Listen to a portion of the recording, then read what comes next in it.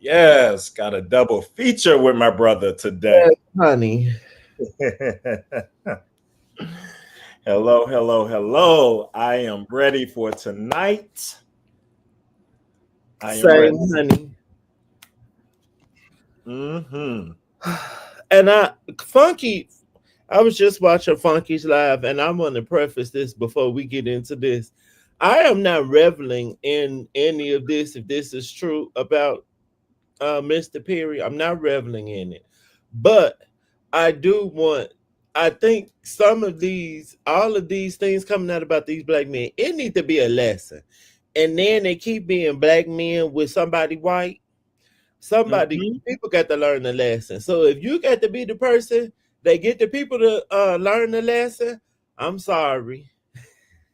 And even, brother, even if it turns out not to be true, somewhere down the line, you put way too much trust in somebody that you shouldn't have to get this far down the road. Just like Shannon Sharp.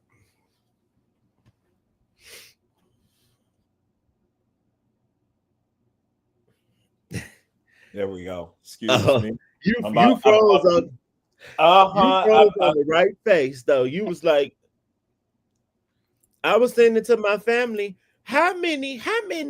And Emmett Till wasn't even whistling at the lady, but how many Emmett Till stories are we gonna have? Okay.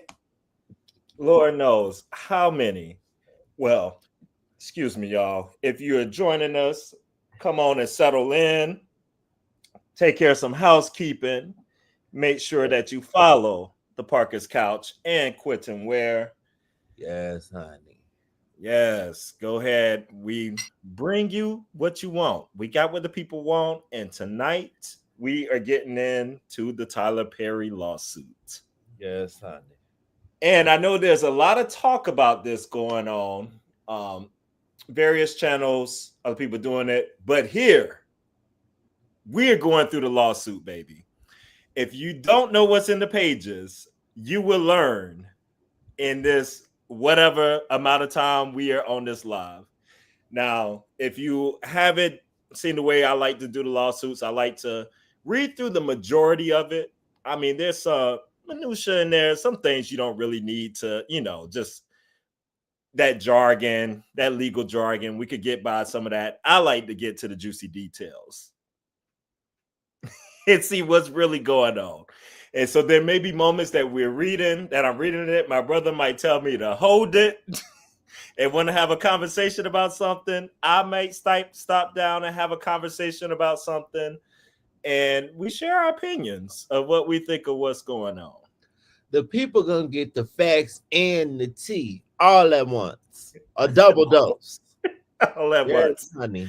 My brother's already done a live of some thoughts around Tyler Perry. You could definitely go back and check out. And we will share some of those thoughts here too as well. Yes. All right. This lawsuit is 46 pages long, just so you know. And since I've been covering lawsuits, the length of them tells me something.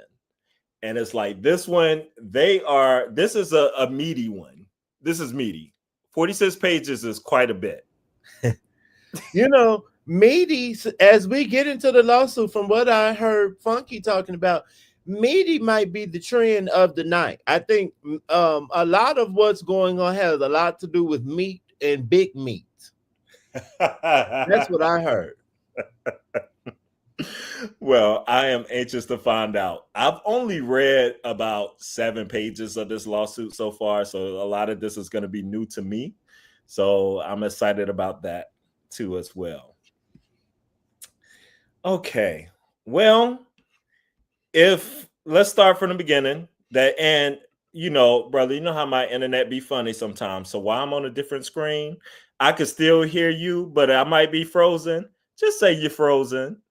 Because I'm gonna be reading on a different screen.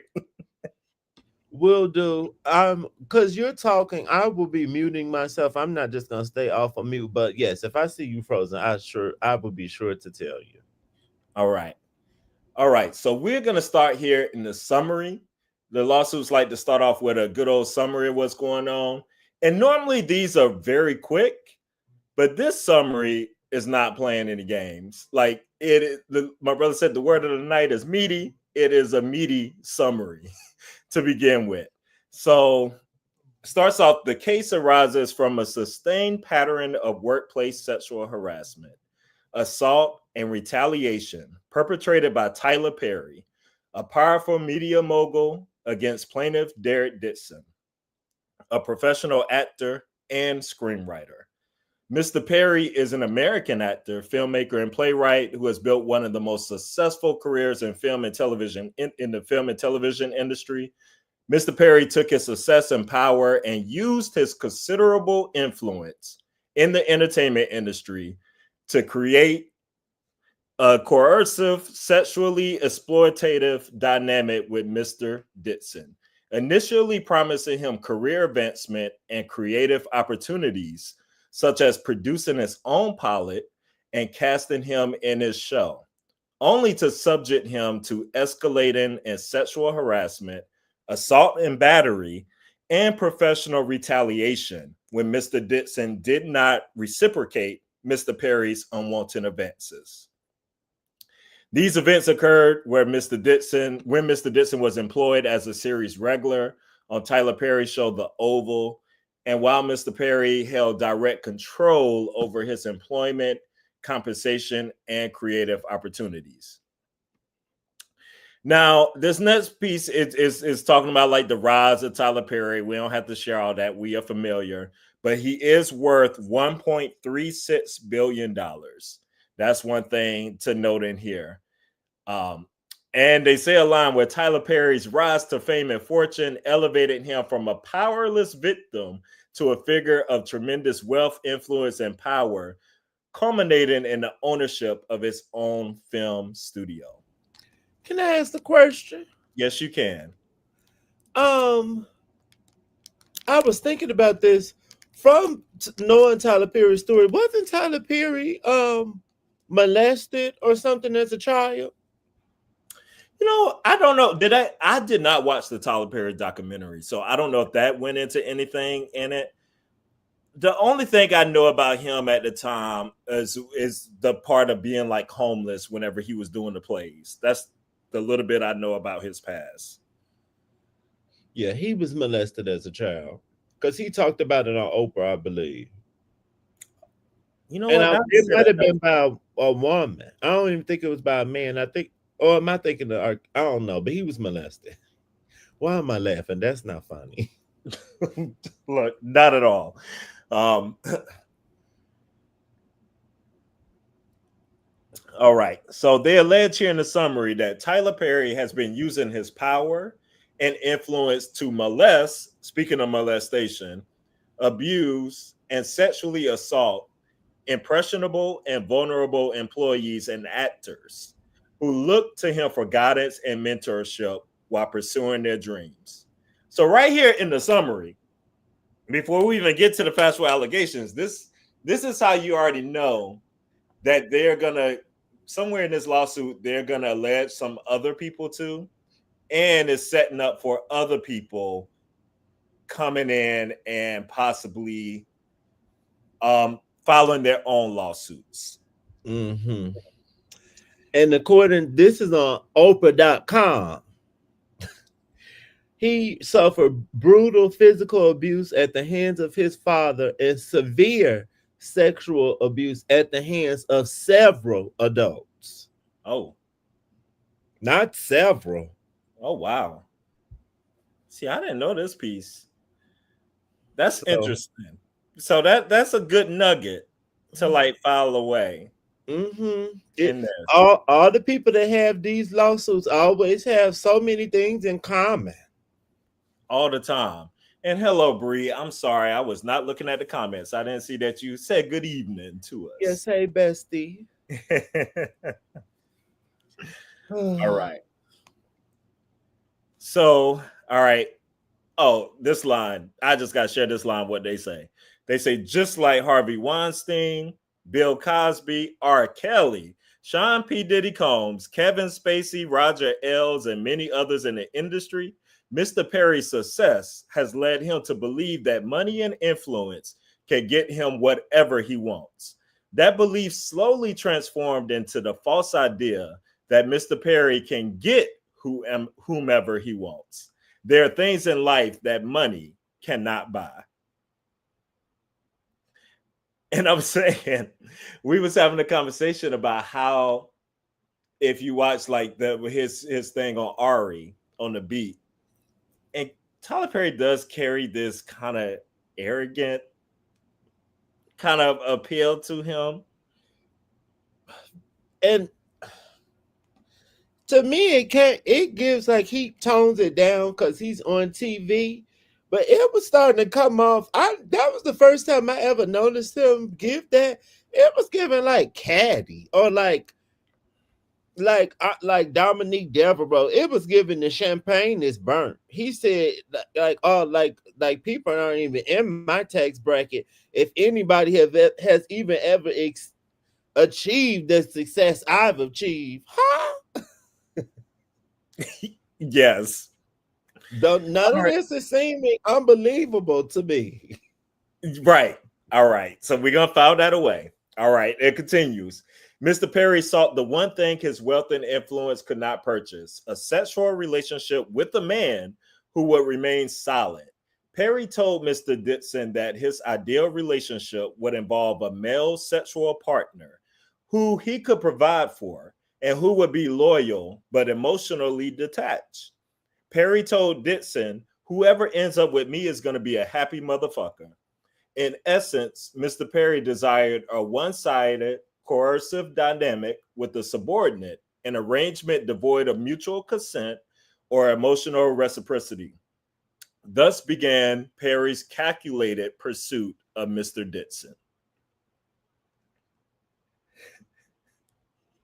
I also Put want that to there. add, if you know Tyler Perry's background, someone who was homeless and sleeping in their car, this just it it all just sounds plausible to me. Because someone who came from that, all your thing would be about is money, and I could because he said you would be a happy motherfucker because I'm getting money. Oh, okay. It makes sense because you were someone that was like down bad, bad, bad. So Yes. Yeah, makes sense. All right. It says this was not Mr. Perry's first instance of sexual exploitation. He has demonstrated a troubling pattern of exploiting vulnerable male actors and employees. So, not even just the actors, they say employees too.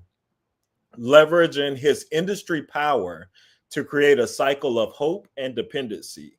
First, he offers aspiring actors the prospect of career defining opportunities, roles that promise visibility and advancement. Then, once they are in his professional orbit, he uses the weight of his influence to ensnare them, positioning their success as contingent on meeting his demands, and a quid pro quo sexual compromise. This pattern of behavior reveals a calculated use of professional power for sexual leverage. Using his influence, Mr. Perry provided vulnerable men with acting positions, roles, show contracts, cars, and money. Once the object of his desire was hooked, Tyler Perry would then put them in the fear of losing it unless they engaged in Mr. Perry's perverted desire for sexual gratification. Mr. Perry would easily kill off a character in a show of an actor who failed to indulge Perry's sexual fantasies. In one such exchange, Perry stated that he could fix things because the actors of a show he was filming should all be scared because they were all shot at and we don't know who lives. Meaning that Tyler Perry was going to use this as a tool to gain compliance with his desires. Derek Dixon was Mr. Perry's sexual desire ever since they became. All right, they're going to get into how Mr. Dixon first came on his radar. That was a lot right there in that piece. That's a lot of allegations of multiple people, not only actors, but employees, and saying giving them cars, giving them money, like and using just all his power and wealth as an influence. Okay, can we read Bree's comment and then I have a comment? Yes. Bree said the issue with super mega rich folks is that they have too many yes men around them. When someone finally tells them no, they don't know how to act. They don't know how to take it and act out. I agree. And um, someone just said this. Tyler Perry is known for being a friend that is very he is a big gift giver. I believe Mhm. he bought Gail and Oprah a bit like a big fancy car. I definitely think he bought Oprah one. He is known for that. So to hear this that he likes to buy people and stuff, again, it's adding up. Also, people could say some of the stuff made up, but this man is using an actual um part of the script on the show. This happened on the show. So you know what I'm saying? Like he's trying in something that actually happened. It's a fact. If they shot up all these people on the show. So you know what I'm saying? Because Yep. some people might be like these text messages or some of this stuff, doctor. But what about this piece? I mean, it all be like nothing right now is out of the realm of plausibility. Mm-hmm. And this is all in the sum. Like they're laying out a lot of details in the summary. That's how you know they are really going in on this man. Can I add one more thing before you go back to reading? Yes. Do you remember the Christian Keys situation? Mm-hmm. And people, Christian Keys has been very quiet. I would not be surprised if Tyler Perry kind of started off Christian Keys movies. I mean career, because he was in a very early Tyler Perry play Oh before I yes. ever saw him on TV. And remember, he had a complaint about somebody doing stuff to him for years, and people speculated it was TP. Yep. Yep. I. Yep. I agree. All right. So it gets into a little bit of how they got acquainted, and I'm sure that's going to come out some more in the factual allegations part. But here it says Derek Dixon was Mr. Perry's sexual desire ever since they became acquainted. Dixon was working as part of the event staff for a party hosted by Mr. Perry when Perry noticed him. Perry immediately offered Dixon the chance to audition for a part in one of his TV productions. Dixon agreed and was on set with Perry behind the camera for weeks in close quarters. During the time they were filming, Perry would send flirtatious text messages to Dixon. For example, in one message, Perry stated he was jealous when he saw Dixon going on a walk with another man named Brad. In another text message, Perry stated to Dixon, what is it going to take for you to have guiltless sex? Have y'all found that yet in therapy? You can have freedom from religious guilt and still believe in Christ. So they're giving like little paraphrases. I'm sure we're going to get some more deeper in some of these text messages. Um, the plaintiff carefully navigated a friendly demeanor to prevent the loss of income and opportunity on the one hand, and on the other, a firm boundary against Perry's advances. Often, when Mr. Perry started drinking, he would demand more attention from the plaintiff and get more aggressive with his flirting.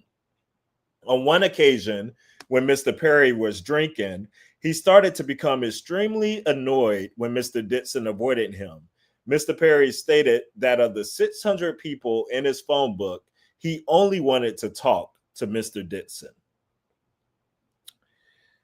And then they have the text messages of him doing eye rolls and Girl, all I this. got Beyonce mama in my phone, and I don't even want to talk to her. I want to talk to you. And hey, Ren and Philly John. He said Dixon did his best to tiptoe around Mr. Perry's sexual aggression while keeping on Mr. Perry's good side.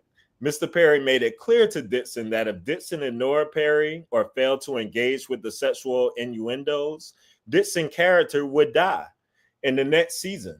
Indeed, Dixon's character Dale was shot 4 times in the chest at the end of the first season on the Oval, and Perry always held this over Mr. Dixon's head, implying that Dale would survive if Dixon kept Perry happy.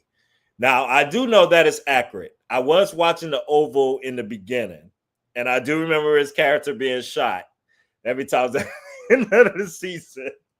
So that part at least is very accurate. I don't the circumstances, you can say allegedly or whatever, but I'm just curious again. How on Tyler Perry's end? What do y'all have on y'all end that's gonna say that this didn't happen? It's really not looking good. that's a great question, Bree. And I'm ready to get more into that to really see when we get into the case to see how this has changed, how it happened. Did he just off just ask him? Like, that's very weird to me. Cam, I know you're gonna get to it because Funky brought it up. Just wait. This man say some wild stuff. Wild. All right, I'm gonna read this last little bit of the summary, and then we're gonna get right into the factual allegations. All right, let's see. Once Perry recognized the extent of control he had over Mr. Dixon, he escalated this behavior. On multiple occasions, Mr. Perry sexually assaulted Mr. Dixon, including one instance where he forcibly pulled off Mr. Dixon's clothing, groped his buttocks, and attempted to force himself on Dixon. Mr. Dixon told a drunken Perry no and attempted to remove Mr. Perry's hands. Excuse me. But Mr. Perry held tightly to Dixon's wrists. Mr. Dixon was only able to escape after de-escalating the situation by abruptly changing the subject. The day after the assault, Mr. Perry called and texted Mr. Dixon relentlessly, saying, "Tried you, call me, and I really need to talk to you. Please call as soon as you can." Finally, when Mr. Dixon answered Tyler Perry's call, Mr. Perry profusely apologized for the sexual assault while blaming it on other things. Perry continued, he didn't know why he would do that. Maybe he was self-sabotaging. On the very same call where he apologized for the sexual assault against Dixon, Perry told Dixon, "And don't worry, we're going to do your show," referring to the pilot that Perry knew Mr. Dixon had desperately wanted to produce. Shortly thereafter, Mr. Dixon got a call from Perry's lawyer saying that Christmas had come early and that Dixon was getting a substantial raise and the show was greenlit. Perry's attorney explicitly warned Dixon not to tell any other actor on the show about Dixon's raise because no other actors were getting a raise, only Dixon. Perry kept telling Dixon that he was sorry and that the harassment would not happen again. However, the harassment and assaults continued. Mr. Perry will also try to deflect the blame for the sexual assault by saying that Dixon didn't have a strong enough no. Perry told Dixon that you had to be able to say no to propositions for sex and mean it and make it clear. Dixon didn't know how to answer without facing retaliation, cancellation of his production contract, or perhaps being killed off of the show. So instead, Dixon made a joke out of the situation, stating that I only say yes to sex if it gets me an Oscar. In response, Tyler Perry stated, "The only one who could have gotten that Oscar for you through sex is in prison. So just stick to the no, unless you are really into him." He talking about Harvey Weinstein. Mm-hmm. And last line here before we discuss this and jump into the factual part of the case. Perry reveals through these text messages that the no he was referring to was Dixon's no to the sex in exchange for proposition in the industry, classically known as a quid pro quo sexual harassment. Perry sent this message to Dixon. Why would you text this? Because that is exactly what Tyler Perry was doing. At some point, Dixon left Atlanta and moved to Santa Monica to create distance from Tyler Perry. However, even at a long distance, Mr. Perry continued to sexually harass Mr. Dixon.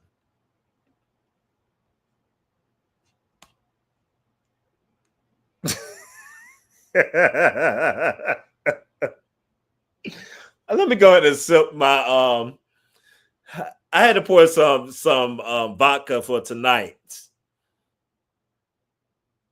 Sips tea. I'm drinking a hot toddy with Maker's Mark. Sips tea in my Barbie mug. Honey, I ain't no ways tired. You know what this story also remind me of? Sherry Pie. When Sherry Pie was scamming them men online, trying to play like she was gonna get them roles and stuff. Mm-hmm. You see what Philly John said? This sound Uh-huh. like what Christian Keys claimed. And Because it's I the think same person. where he pulled that 260 million from. The man has a net worth of 1.36 billion. So he's going high because you start off high and it may come down to something. It's still gonna be a good number. He could get well, how much did Cassie get? 40 million? Something like this. She got a good grip. He could get 30 and still be set. From 260 to 30, that still sound good to me, bitch. Okay. Okay. 5. Now this some things are gonna be easily verifiable. Like, did this man get a raise? Was he making more than anybody else on the show? If so, why?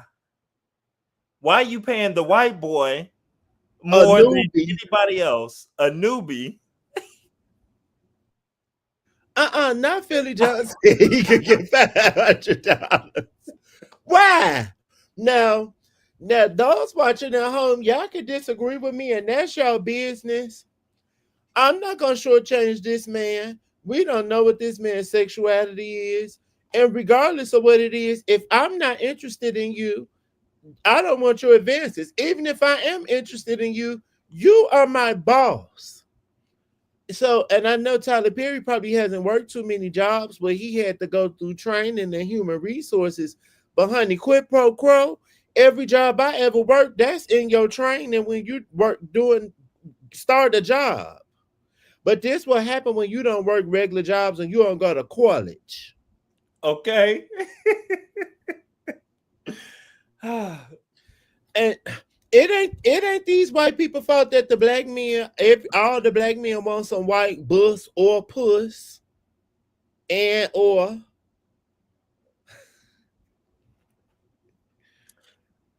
Oh, sorry. We both hit it. oh We both kept hit doing it. it. Bringing up Bree's question there. Bree, that's what got me stuck. I mean, he just pulled this boy from the street. So that would lead me to believe like something did go down that he was trying to apologize for and trying to keep him quiet. Mm-hmm. Because why else? What was the reason? What was the reason? All right, y'all. And that's just all the summary. Now we're getting into factual allegations. So in this part, this is going to be everything that is being alleged in this lawsuit. So we'll get to get more into details of how everything jumps off and how it happens. So let's dig in there and let's get into this tea, honey.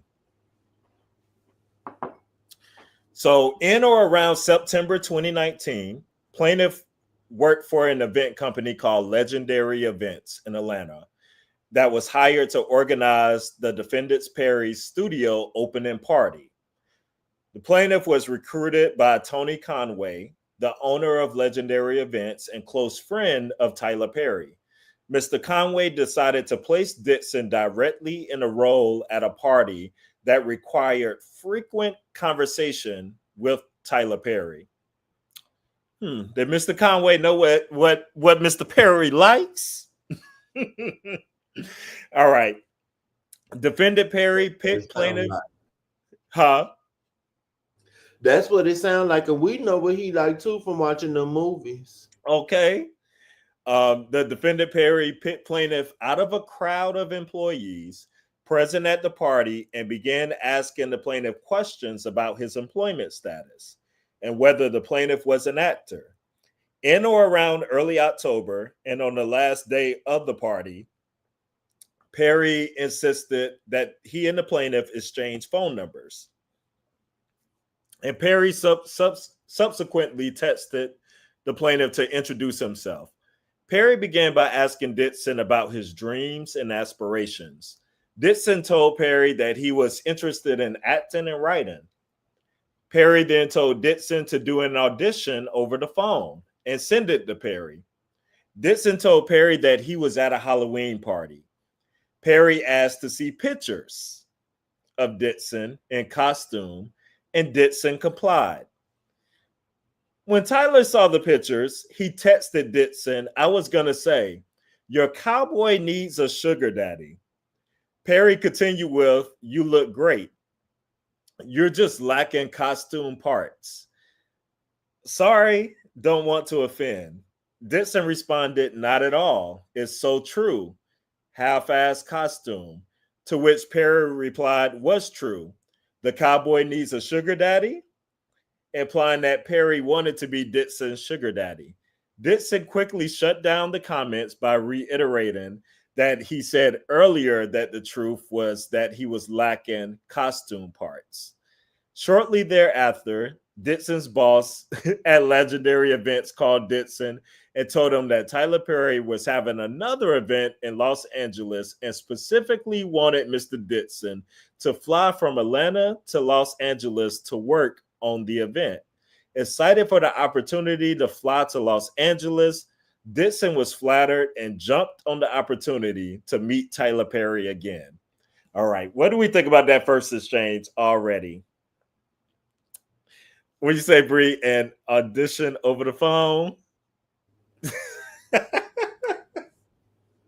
Cam, unless Tyler Perry team come out and say that this interaction right here, that's not how they met. If you flew this man from Atlanta to California to be wait staff, just gonna pay him the money now. Just go on now. He won. Why would you fly some random person to be wait staff across the country? And then already talking about, do you need a sugar daddy to your costume? Lock him up. Wait. Is he just suing for money, or is this a civil suit too? Like, could he go to jail? No, I think it's just money. Oh, I don't think it's anything. We'll see. Well, actually, I'm just saying that, but we'll see once we get there. I also want to add this because I already know that black people, and that's fine. We need to. I do think that we should stand up for one another and be on each other's side. But if this white boy want to hustle Tyler Perry, I'm not mad. Just like I don't be mad at the Kardashians, or I don't be mad. We could not be mad at the people who these black men are risking everything, risking it all for them. So that boy probably, if this was your interaction, he talking about sugar daddy, oh, I would have. I'm gonna keep this going and see what I'm I in hustle. I'm in hustler mentality. Period. Right now. Period. Off the bat. This is Tyler Perry. What? Running them motherfucking pockets. And I ain't get enough when I was around you. So bitch, I'm about to get it all now. I'm not mad at it. Leave people alone and live in your truth. That part right there. Okay. So shortly after this event on November 3rd, 2019, Perry sent the plaintiff several text messages that he would love to find him a job and change his life, insisting that they should make it happen. Perry sent Dixon what turned out to be an ominous warning. Be careful hanging around me. I cause dreamers to dream big. I cause dreamers to dream bigger. I cause them to not only believe, but do. Then let's make it happen. You're an artist. You have to be fulfilled. Nothing else will suffice. That sounds like something he would say too. The very next day, defendant Perry sent an email which contained an offer for plaintiff to play a role of Dale in Perry's television series Ruthless. Perry said it was a small role that could get a lot bigger, thereby setting up the first stage in a series of escalating quid pro quo offers. At this point, Dixon did not know that Perry was interested in men or that he was looking for a sexual relationship. Dixon assumed that Tyler Perry was genuinely a caring person who discovered the talent that Dixon always felt he had. Dixon, I gotta laugh at that. I'm sorry. I just gotta laugh. Are you laughing too? Yes, bitch. All of this shit is funny. And Philly John said Tyler can't be that slow. And this is what I said last night. And I'm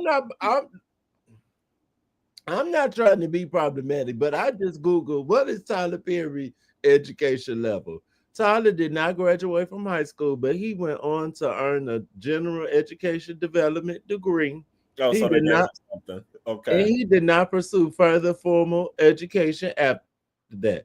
And I don't remember them jobs, but from hearing his story, I don't remember hearing him working a lot of jobs for other people. So he could be this slow. oh, oh boy. Mm, Okay. mm. Dixon filmed his roles in Ruthless in mid November and went back to his job as an event staff for Legendary Events. Approximately 1 month later, Perry bought and gave Dixon a new car.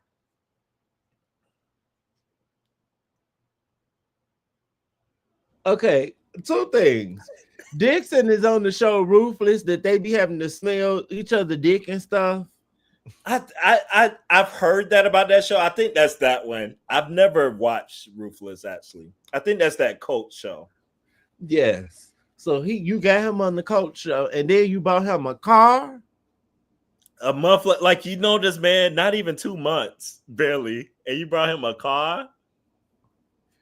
That Yeah, sounds like stuff that the studios used to do for like Joan Crawford, like for they high earning movie stars, not the bitch that was in a couple episodes or something. and this was a small role. This is crazy. Okay. It says approximately, yeah, Perry brought and gave Dixon a new car because he hated Dixon's Jeep. Dixon was surprised and elated. Dixon had no idea that he was being set up by Perry for extreme dependence. In December of 2019, Dixon was requested to be part of the event staff at another event at Perry's home in Jackson Hole, Wyoming. Oh, he has a home in Wyoming? After the event, Perry started frequently sending text messages, making phone calls, and demanding that Dixon give him some attention. On New Year's Eve 2019, Tyler Perry texted Dixon, I can't tell you the last time I pumped gas or went to the supermarket or fly commercial or packed the bag or had good sex. It was before I was rich. Dixon found those messages to be strange and untowardly coming from someone like Tyler Perry. But being new to the industry, Dixon played along by downplaying the sexual comments and hoping that being around Perry would allow him to showcase his talents as an actor and writer. Soon after Dixon began giving Perry more attention, Perry made his move on Dixon. Okay. In January of 2020, just a few months after his first acting gig, Perry invited the plaintiff to his home in Douglasville County, Georgia. The plaintiff showed up to the home hoping that he would be given a chance to befriend Perry and show him how talented an actor Dixon was. At Perry's home, Dixon was served many alcoholic drinks, which Perry also partook in. Dixon felt that Perry was genuinely interested in Dixon's talents and as an actor and writer. Perry made no sexual advances at Dixon while they were drinking, and the conversation was friendly. At the end of the night, Perry told Dixon not to drive home. Perry said it was dangerous and that Dixon was too drunk to drive home. Dixon agreed and was escorted to a separate guest room, not knowing this was a ruse to allow Perry to assault Dixon. Dixon was tired and did not have pajamas, and so he got into bed only wearing underwear. Before he knew what was happening, Dixon felt someone else slip into bed behind him and start rubbing Dixon's body around his inner thigh in a highly sexual and suggestive manner. Dixon turned around and saw that Tyler Perry was in bed with them. I'm just getting this visual. You turn around, don't know who's touching you in bed. You turn around, see that big old face right there. And Tyler Perry is a big old man.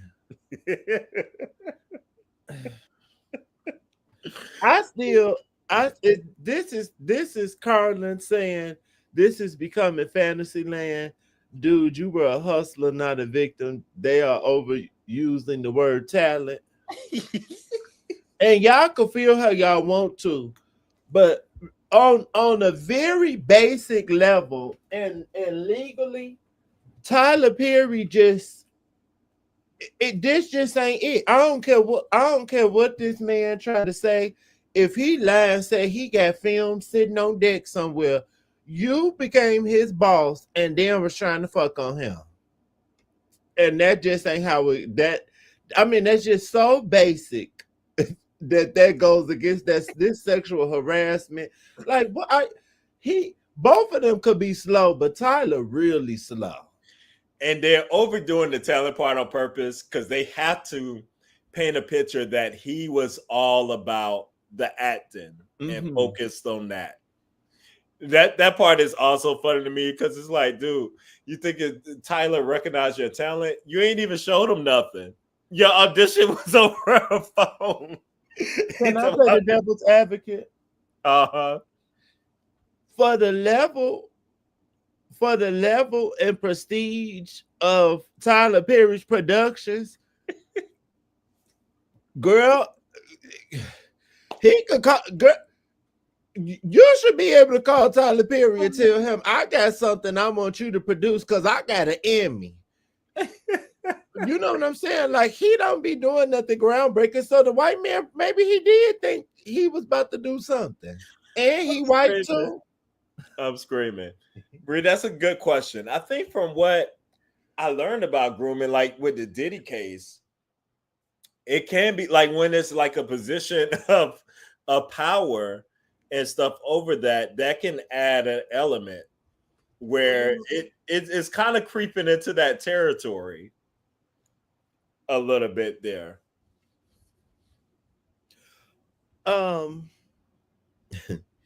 Philly John said BDI people usually are liars. Look how close his eyes are. Which one? Because both of them kind of get close together eyes to me. So which one you talking about? Not Tyler. Wait.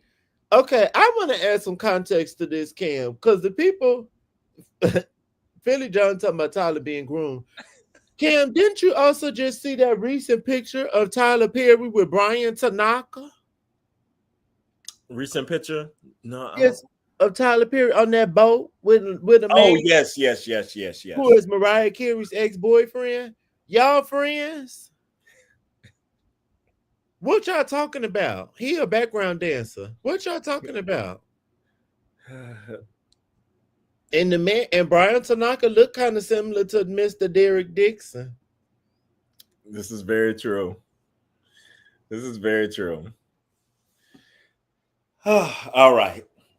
At this point, Dixon's stomach started to turn, and he began feeling nauseous. Instinctively, Dixon jumped out of bed and told Tyler Perry that he wasn't that sexual. Tyler Perry ignored the comments and told Dixon to turn around so Perry could see him naked in his underwear. Perry then commented on how beautiful Dixon's body was. Dixon once again told Perry that he was not into sex. Dixon kept informing Perry that he was not into sex in order to keep Perry at bay, while at the same time not insulting the person who is dangling his career in front of him. In response to Dixon's frequent assertions that Dixon was not into sex, Perry started prying further. Perry would send Dixon a text message saying, I will hope that you will let someone hold you and make love to you. You are missing the best years of your life, my friend. Trust me, I hope you get past that block in your mind soon. Perry was implying that Dixon would hopefully get past the block in his mind and would let Tyler Perry make love to him. After that assault in January, Dixon felt betrayed. Perry continued to call or text Dixon every day, asking to talk to him more. Dixon ignored Perry, which led Perry to text him, Derek, why don't you text me more? The more Dixon ignored Perry, the more aggressive Perry became, until finally Perry offered Dixon a part in a new show called The Oval. Dixon was intrigued and was hoping that this would be the bit break that he was looking for and a chance for him to display his act to talent. They're killing me with that. No, what's really going on? He is like, let me keep hustling this man as long as I can and get what I want out of it.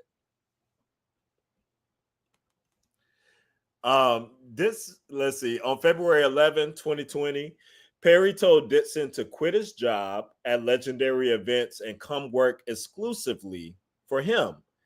Perry was not able to control Dixon so long as Dixon had a secondary income that was providing for his basic needs.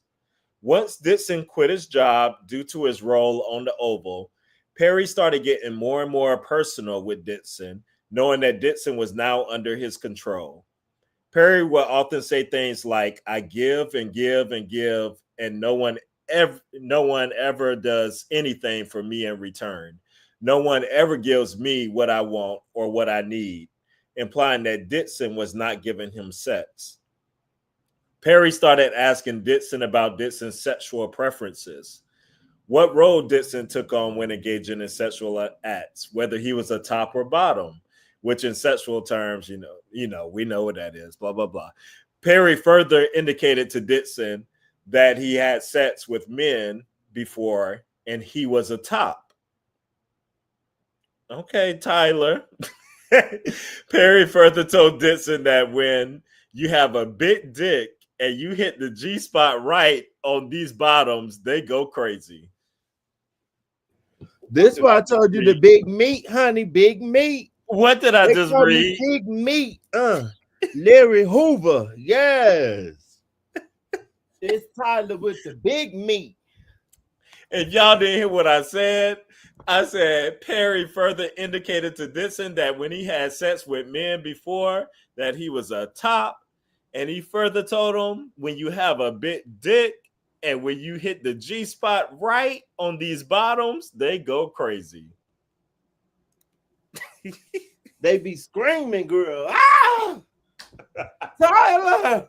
Madea! Madea!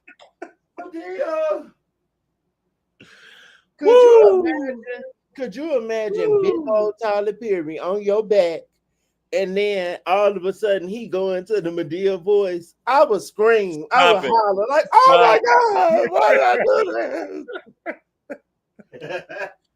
Oh God. Oh God, y'all. What I did with my blunt. Oh, I need to go get my blunt from upstairs right now with this.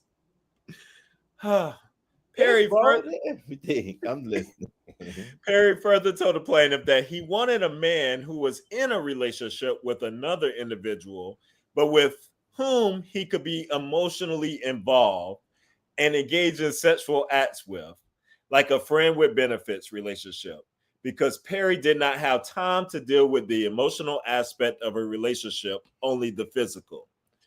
No, because if this is true, that ain't why. It's because your ass don't really want to come out. And you don't want no whole on relationship with somebody. But when I was reading this, it was sounding like Wait, you gonna get to some? I don't know if this gonna be in the lawsuit, but there was some text messages. Tyler Perry was sounding like he was like a out gay man. That's how he sound in the messages. Yeah, with some of them I read, it was like, yeah, he was talking. I know some of the ones I read before, I'm sure they probably would be in here or go in. It was sounding that way, or he was at least out to some people or something. I don't know. All right.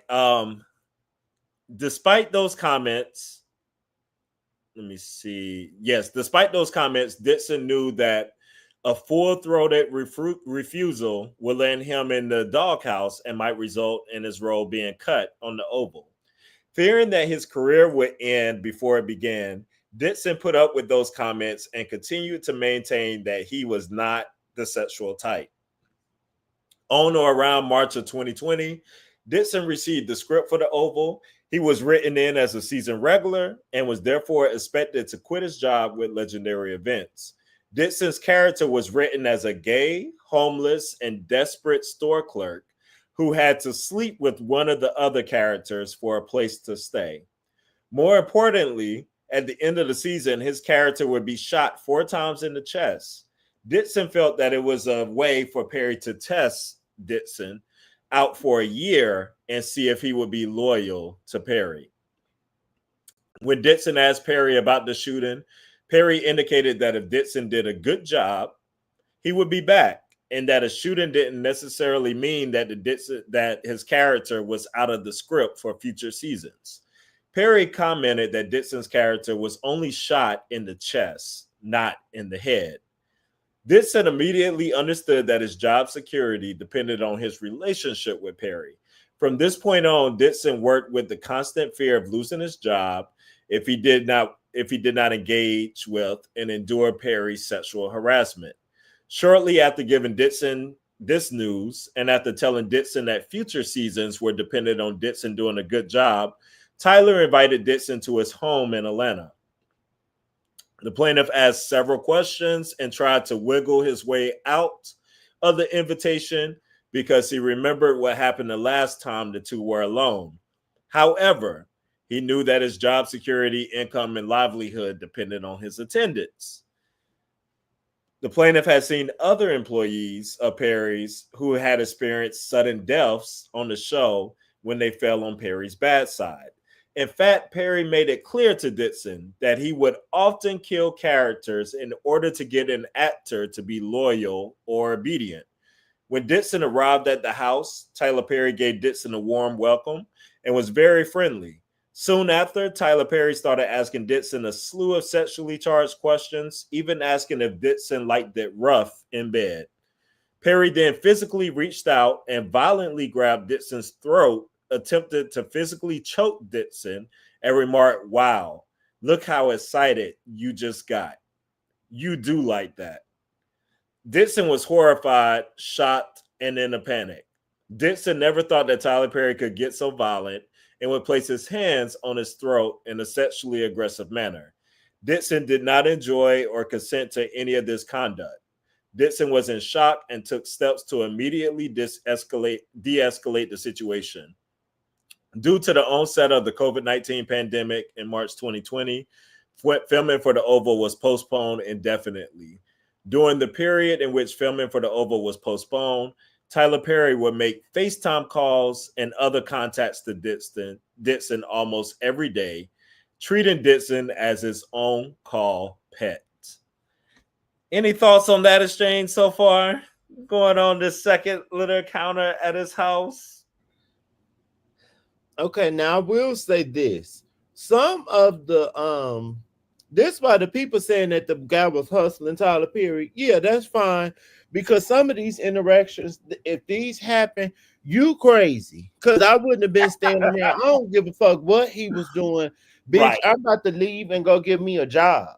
It's I'm still kind of confused what this guy's sexuality is.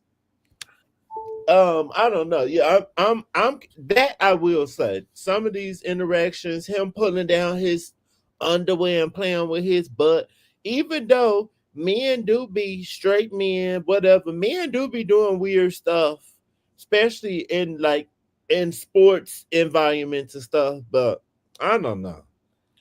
Yeah, this is whenever you get to the when I tell you I don't it's not victim blaming, but you're just like, why? Like this don't make sense. You don't have to put yourself in these certain situations. Only Yeah, if you're trying to hustle somebody. true.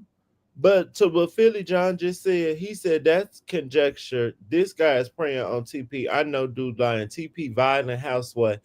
I could now, and I don't want to be stereotypical, but I just read earlier that his father abused him and his mother.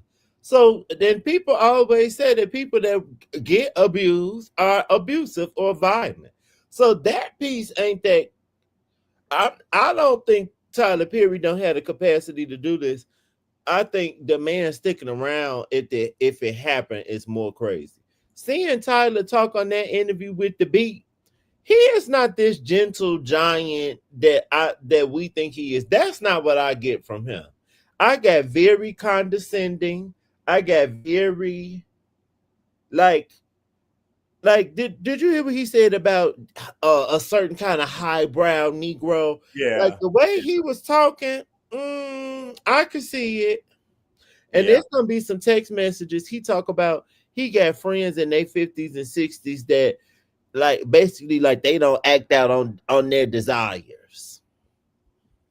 And we know he friends with Oprah, who people think has been a lesbian for years. Definitely a narcissist. And Oh, I didn't definitely a know that narcissist. about him at first, but ooh, screams. Definitely a narcissist. That part don't the whole choking thing. I don't think it's like as violent as they're making it out to be. Like those things. He could have been like, "Oh, you got excited." Like it didn't. They Yeah. trying to make it like he took me by. Like yeah, I don't think it was like Yeah, that. I don't think it's that. I do have a question about this dude's sexuality too. I mean, he's got to be at least fluid or something. Because like to be, yeah, because these conversations seem too not they're too involved and talking about tops and bottoms and who you sleep with and all that kind of stuff. So he's got to be something. He had to indicate something some kind of way down the line.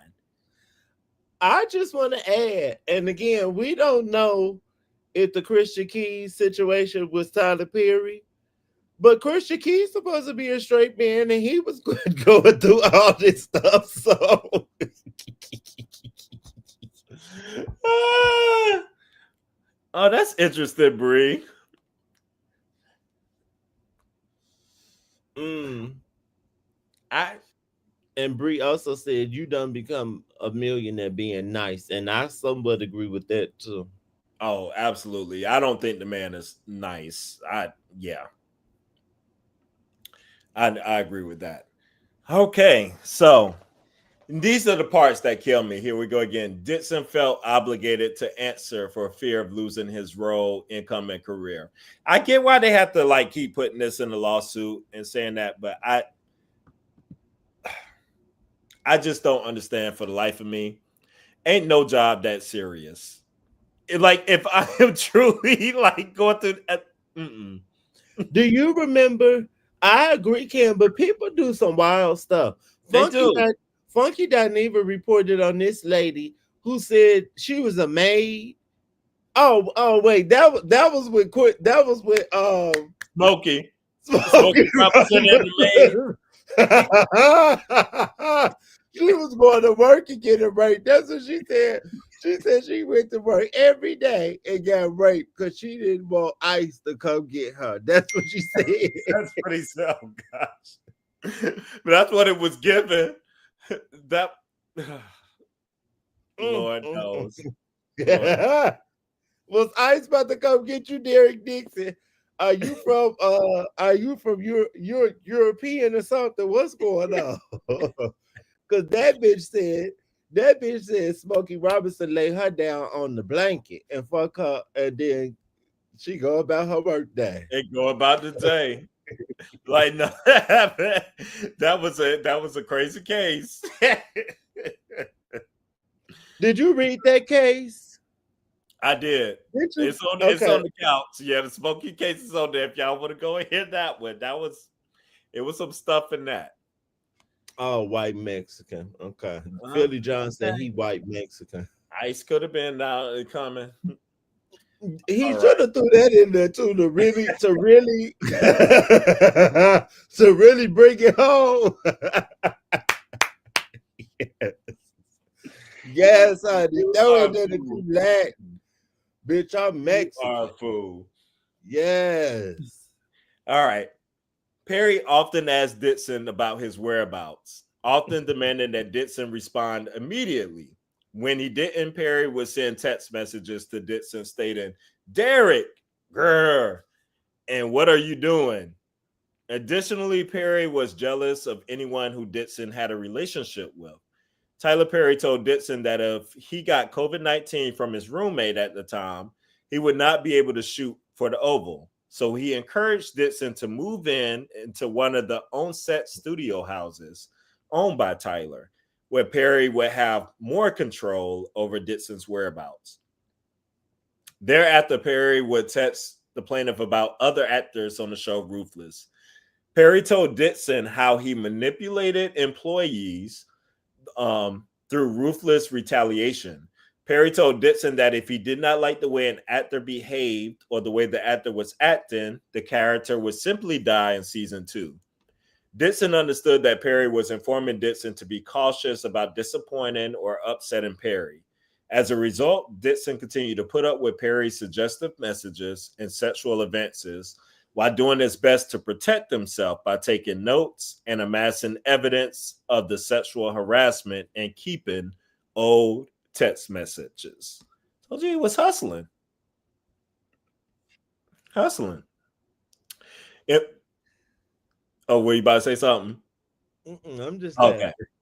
In one conversation, in or around April of 2020, Perry told Dixon that Perry imagined Dixon prancing around in a cowboy outfit and that Perry did things to Dixon that he couldn't talk with Dixon about any further because they were so wrong.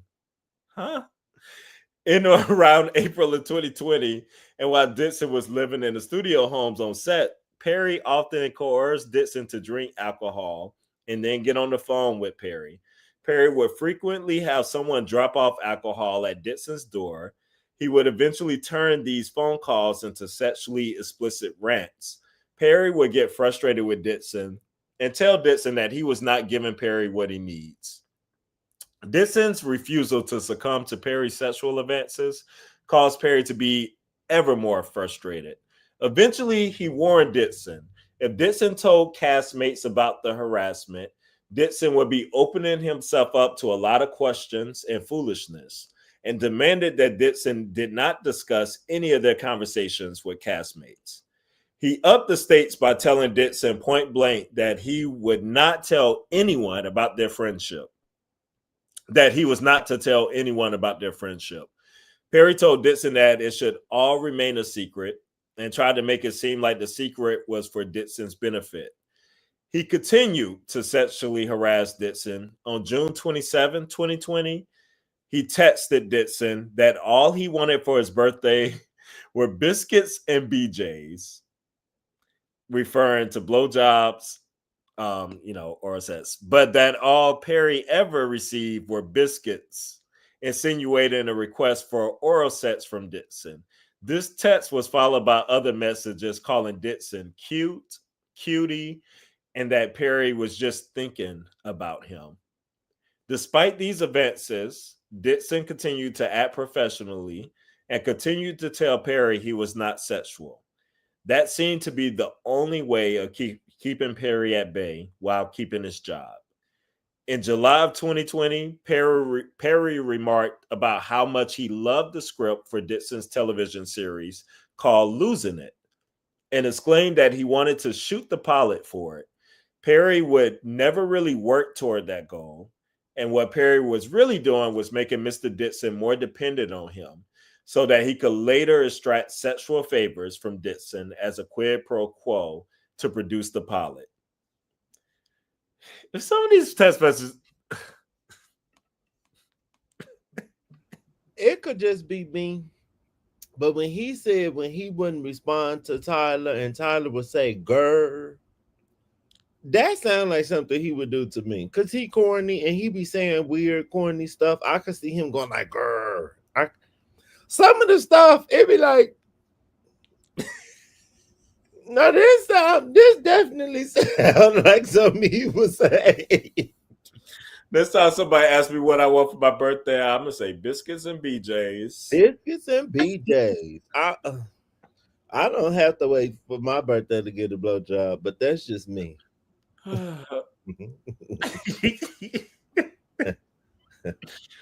This some of these things are just sending me.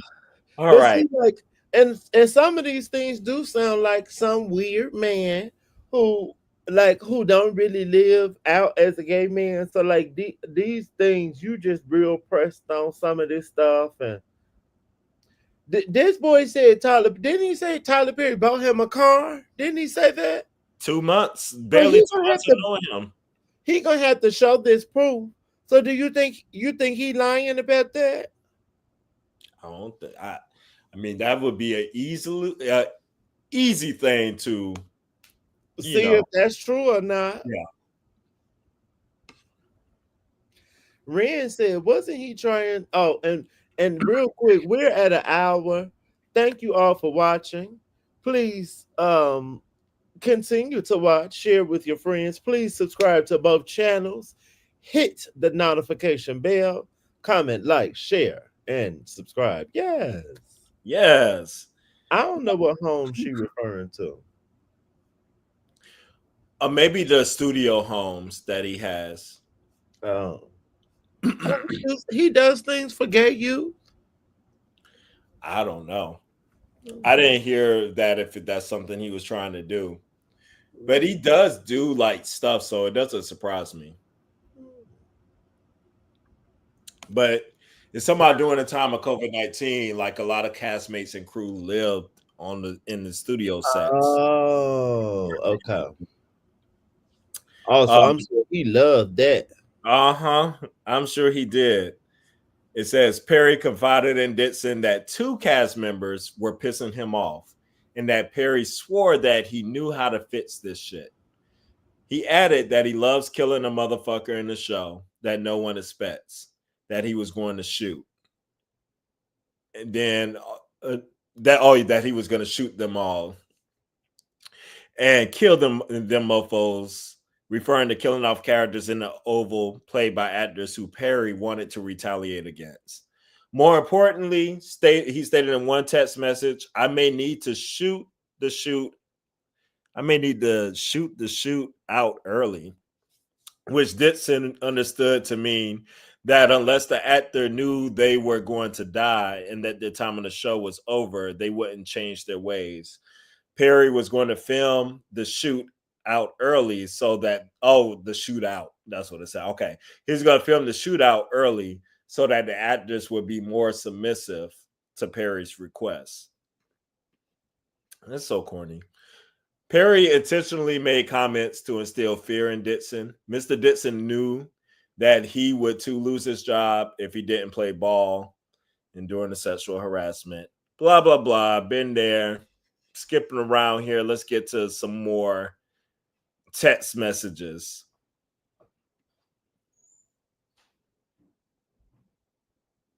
All right, because that's getting repetitive.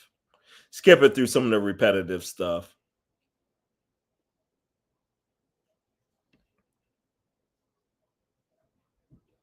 Okay. Once the stage was set, Perry knew he would get away with sexual harassment. During the filming of the Oval in 2020, Perry engaged in a severe and pervasive tirade of sexual commentary, including but not limited to that Dixon liked being choked, following Dixon's being choked by a cast member in one scene of the Oval. Why do you twist your hips when you walk?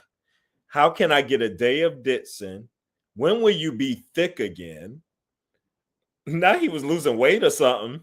I love how I feel right now, but I don't like being horny. I feel sorry for the first person who flirts with me. I've been trying to put that energy somewhere else, but everything is sexual on this stuff. And these are all like quotes that they're saying that he texted him. Can I give some insight to this piece? Uh-huh. I don't know why it's not adding this piece, but from listening to Funky, Tyler Perry was taking like testosterone, and that's what this is in reference to, because it made him. I think the guy might have asked him, "How does it make you feel?" And Tyler told him like he's been very horny from taking the testosterone, which and Funky made a point, which I agree. He was like, it was another way to say that. Why not say it increased my libido? But you're gonna tell your employee I'm horny? Just stupid. Oh gosh. Another thing he said to them was that I would gladly choke you right now. Um, he suggested that Dixon should get braces behind his teeth, but the plaintiff would have to give up BJ's, and that it could be dangerous for Dixon's partner, especially if they're not circumcised. So I guess the guy has a partner. I Yeah, I don't know what's going on. That's when you were thick, Derek, fun, Derek, drunk, Derek, before COVID, Derek. I miss him, just without a butt. And thick Derek would have worked them pants out. These are like different random messages and conversations that they highlighted that he said to him before. He also photographed Dixon's buttocks while on set and sent the pictures to Dixon. And the two text messages of many show that Perry was jealous of seeing Dixon with other men, and that Perry described Dixon as so beautiful. Again, well, the girls can say that's doctor too. But I want to see this text message of him sending him his own butt back. Right.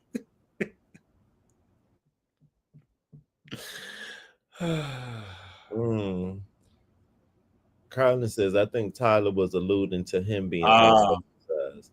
gotcha. Honey, I had braces.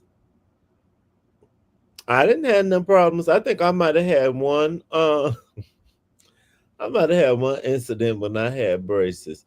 Not like I just be walking around doing that all the time, but if you know what you're doing, the braces ain't stopping.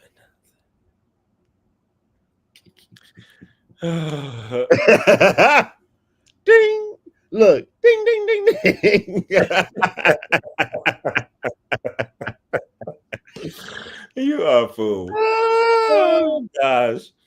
But they say Perry would also share the intimate details of his own sex life with Dixon. Among other things, Perry would tell Dixon that he had not had good sex since he became rich, and that there were certain times where he had not been touched in months. On the second to the last day of the shooting of the Oval, Dixon filmed the episode where his character was shot 4 times, indicating the semen ending of the role. It was precisely following this day of the filming when Tyler Perry knew that Dixon's character fate was to be decided that Perry invited Dixon to his trailer for drinks. Dixon knew that refusing meant the end of his career, so he accepted. It was there on the very same day that Perry dialed up the harassment to a new level. Tyler Perry asked Derek Dixon point blank, "Are you attracted to me?" and demanded that Dixon answer. The plaintiff reiterated the same way he did after the first assault by skirting the question. Dixon told Perry that he wasn't that sexual or looking for anything.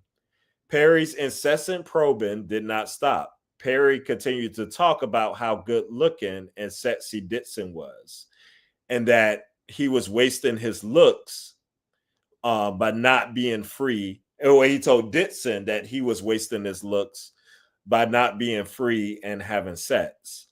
Dixon repeatedly deflected these comments with neutral answers, constantly looking for ways to avoid Tyler Perry's sexual interrogation while continuing to worry about his future on the Oval. I don't know why you would still want to work on this project at this point. Assuming all this is happening. Well, After Like the Huh? lady kept going to work and getting raped every day, allegedly on the towel. I just can't. After enduring the harassment and doing his best to dodge the situation, Mr. Dixon got up and the two exchanged goodbyes. As Dixon was leaving Perry's trailer, Perry got up and pinned Dixon against the wall. Perry began aggressively groping Dixon's buttocks in a sexual motion. Tyler Perry began reaching down towards Dixon's buttocks and groped Dixon's butt in a strong and sexual manner that could not have been a mere accident. Dixon stood frozen in horror and could not reciprocate or fight back. All Dixon could do was let his body go, cold and limp. Seeing that Dixon had no desire in Perry, Perry told Dixon that he was drunk and asked Dixon to leave the trailer. As soon as Derek Dixon left the trailer following Perry's violent assault, Dixon became severely nauseous and extremely anxious about his job, career, and livelihood. Dixon felt trapped within the confines of the studio's quarantine bubble. There was still another shoot the next day. Dixon called his friend Justin Bryan on the phone and told him everything that happened and was unaware of any human resources representatives to whom he could report the assault. The plaintiff had no one to turn to and nowhere to go to save him from Perry's aggressive sexual harassment and exploitation. What do you think about this incident? Okay, wait. I was trying to be messy and do research on something else. What he tried to make a pass at him in the trailer? Says he just like pushed him up against the wall and groped him, started feeling over his butt. And he's like, oh, I couldn't do anything. I couldn't fight back. Now, I don't know how old Brian is because he don't have a Wikipedia and I couldn't find it and I don't know his height. I will say Tyler Perry is a big man. That is not a little man. That's a big man. And I also would add, I told you I have had somebody uh I have had unwanted advances, and the person actually was shorter than me. And I could not, it was very hard for me to get them away from me. So this big old man looking like a football player, we don't know. I'm just being realistic. We don't know Derek Dixon size. Like Tyler Perry, the big, he probably more like whatever, but he tall like you. Your big Yeah. ass can have somebody hemmed up if you wanted to. No, he's a big guy. He is a big guy. Yes, he Desiree feeling on that booty, honey. Tyler was loving this booty. I was trying to see if Brian Tanaka. Oh, I found them. Hmm. I don't know. Again, I'm still gonna say this sound crazy that you still trying to make stuff work and somebody keep doing stuff to you. But again, we don't know. Oh, I think Cam frozen. You frozen, friend.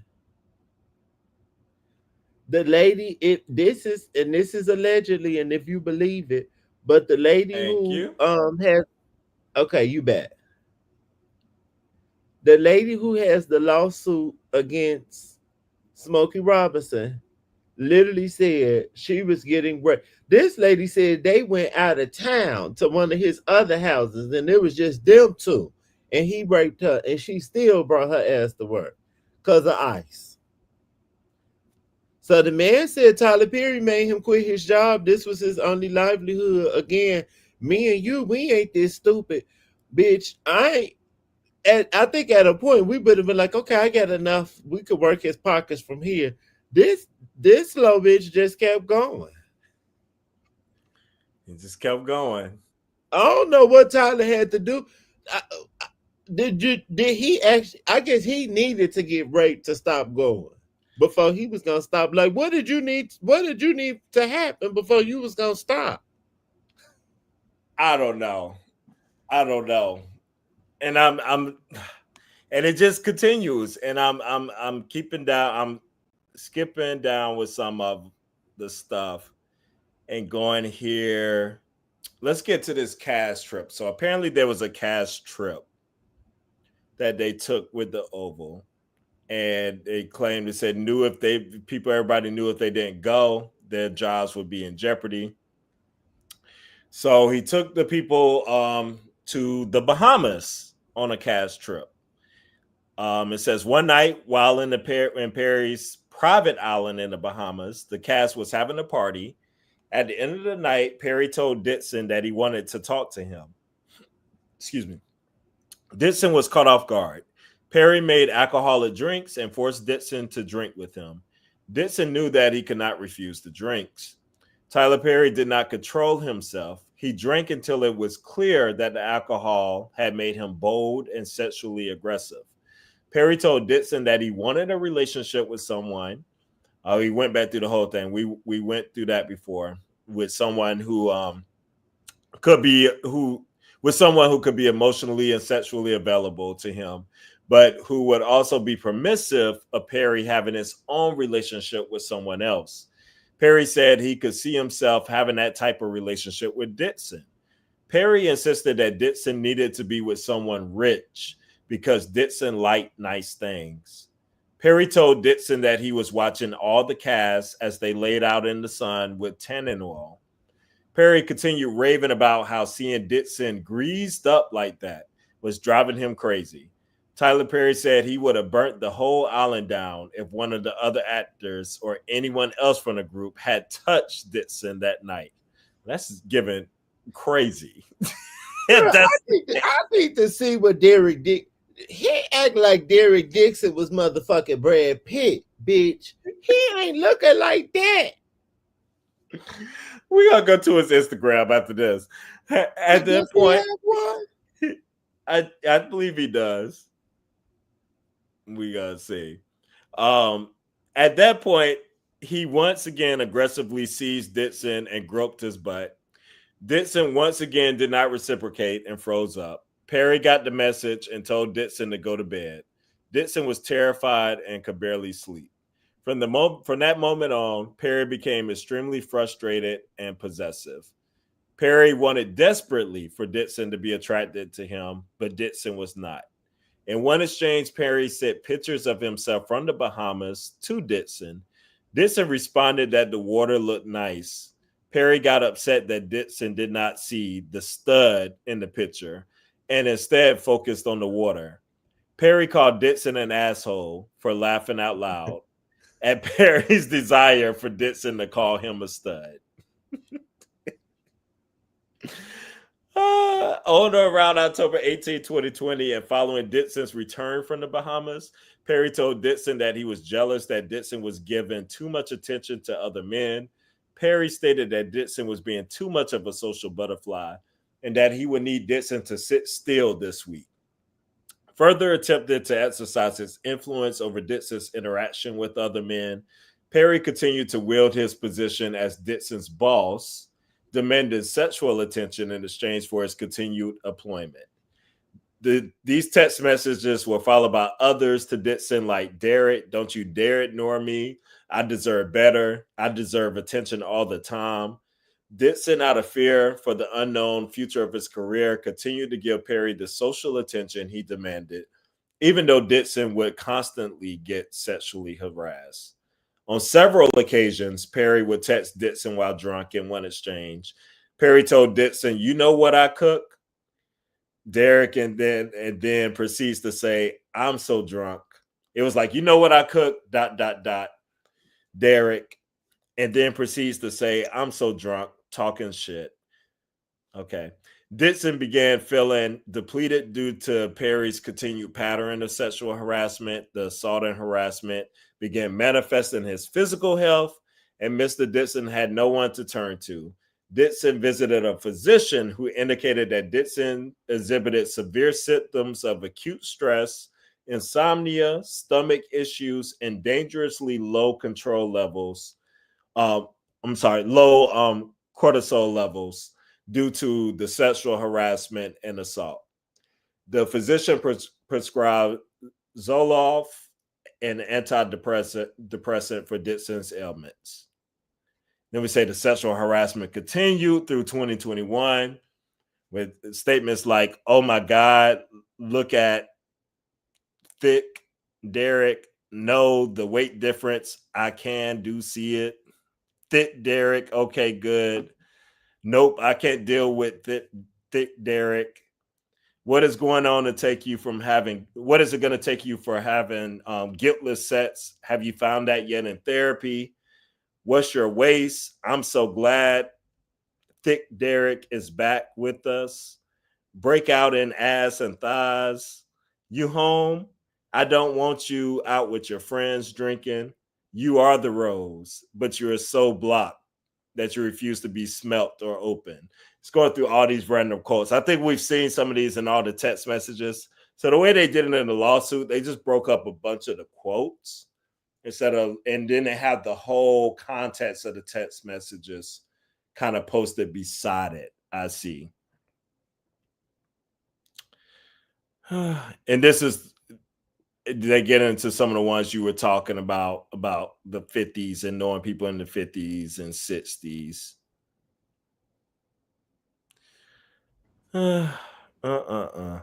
So I guess he had a girlfriend, because this one text here I was seeing, was anything interesting for what we said. So he has one text where he says, "No straight man would be going on walks with you or cooking dinner for you unless they wanted to fuck you. I would fuck you." Then he says, "What are you doing hanging out with that girlfriend of yours? She wants you too. Everyone wants to fuck Jacob." Oh, it must just be some random girl.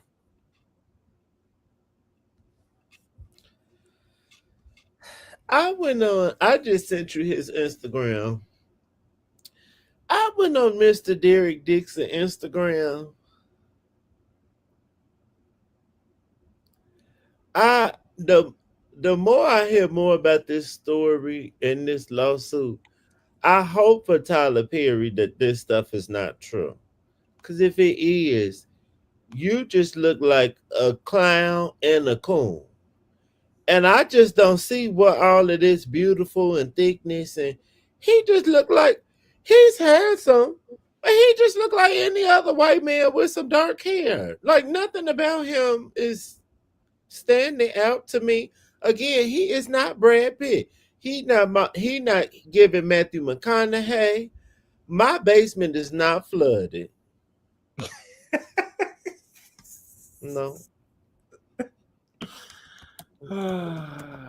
Just is he a standout to you? It's not a standout. No, I'm looking through it now. Show them But this is, share with the people so they I'm, can see. I'm gonna share with the people. So this is him. Oh wait, no, wait, I'm on I'm sorry. I'm looking at Brian. Oh, who did I send you? I sent you Brian. Hold on. Yeah. I meant to send you Derek Dixon. Hold, please. Here we go. Okay, I just. Oh Okay. yeah, I just sent. Okay. Got it. Let me show the people. He doesn't have any pictures with a woman at all. Yeah, I don't think he I think he I don't know. We don't know this man's sexuality for sure.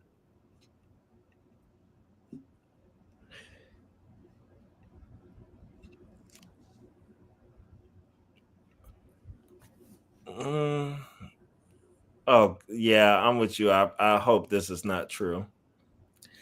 I have a question now. Who was? I feel like he kind of. Who was the main character in the Oval? Was it Eddie Cibrian? Um, that might be. I can't remember the actor's name. So. Oh no, it's another white guy. Okay. I know it's a white guy, but I don't know which. But then some of the black women are kind of prominent. One of those, I know she. Who knows who's prominent in it now? I only saw like the early seasons. Okay. Oh, this guy's very regular. Like it's nobody to be picking out of a crowd to be like, what do you do? Like I've seen this face a million times. That's the part that started to make me go like, okay, now all of this, if it was carrying on like this that's the part that's kind of sound like a lie. Oh, this little regular looking white man, but I'm gonna bring it back.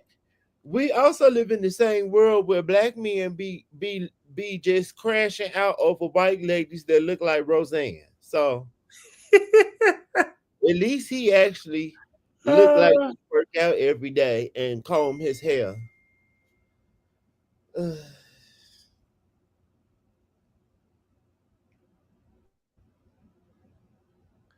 Let me see another one. Okay, here's another incident. I'm skipping around because they're getting like real repetitive in this. I was like, y'all could have condensed some of these pages because it's getting real repetitive with stuff. And here's another alleged incident. And one visit, they said, of course, after the same lines of alcohol and stuff like that, says Perry then led Dixon to a guest house where a guest bedroom was. Dixon would be staying there the night. Inside the guest bedroom, Perry motioned to Dixon to come see a weight monitor that he had. Perry told Dixon that for the monitor to work, Dixon would need to step on the monitor wearing only his underwear and push Dixon to try it. Dixon tried to avoid the uncomfortable situation, but decided it was better to comply and hurried to bed than to wait for the alternative at that point. After weighing himself, Dixon walked toward the guest bedroom, followed by Perry, who then asked Dixon for a goodnight hug. Rather than arguing, Dixon complied, at which point Perry reached out and yanked Dixon's underwear down from behind. Perry then began to vigorously grab, grope, and play with Dixon's butt in a sexual manner.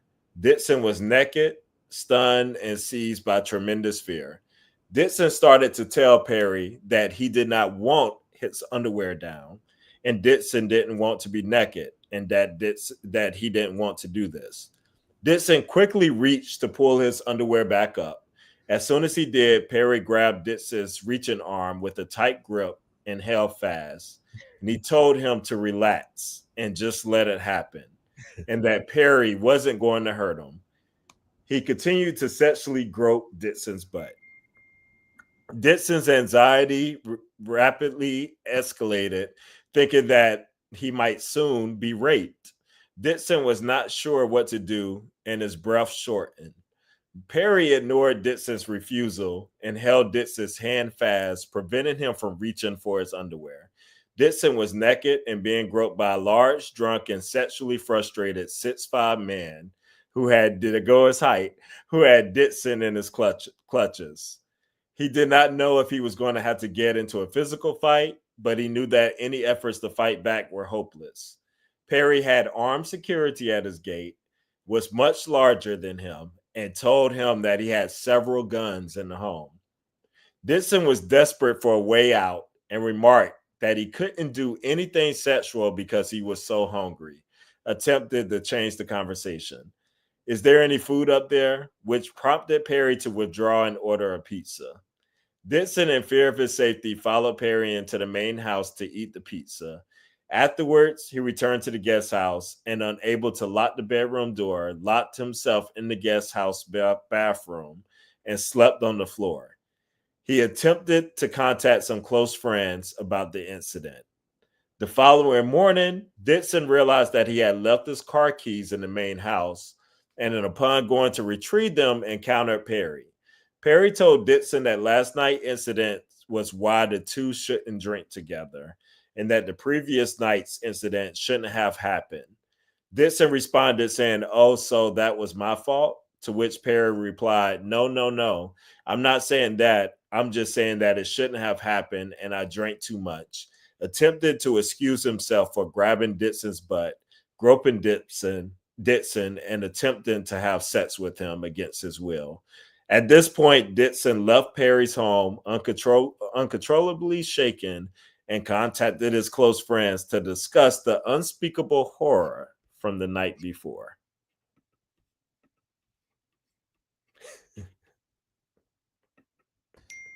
This starting to sound like one of Tyler Perry movies. Talking about the unspeakable horror.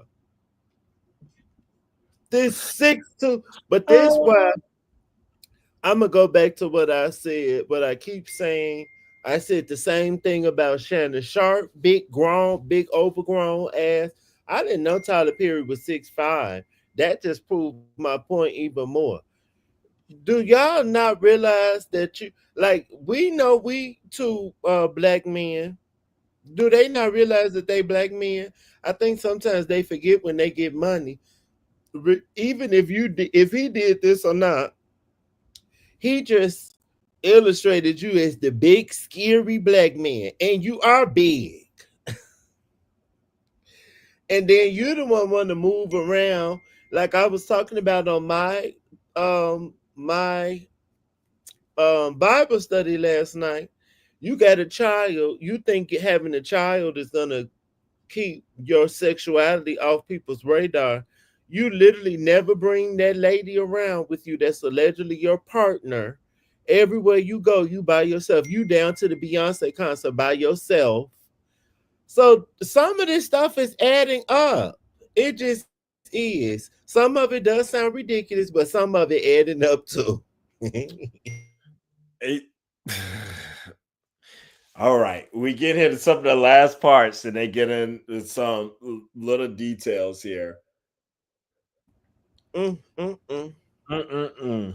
Mm-mm-mm-mm-mm. So this is the testosterone part you were talking about. So this comes here, where in these tests. So in June 6, 2021, um, it says Tyler began to apologize and blaming the testosterone supplements he was taking at the time, saying that he had confided in Dixon about the supplements in past messages and decided to use them as a scapegoat for his actions.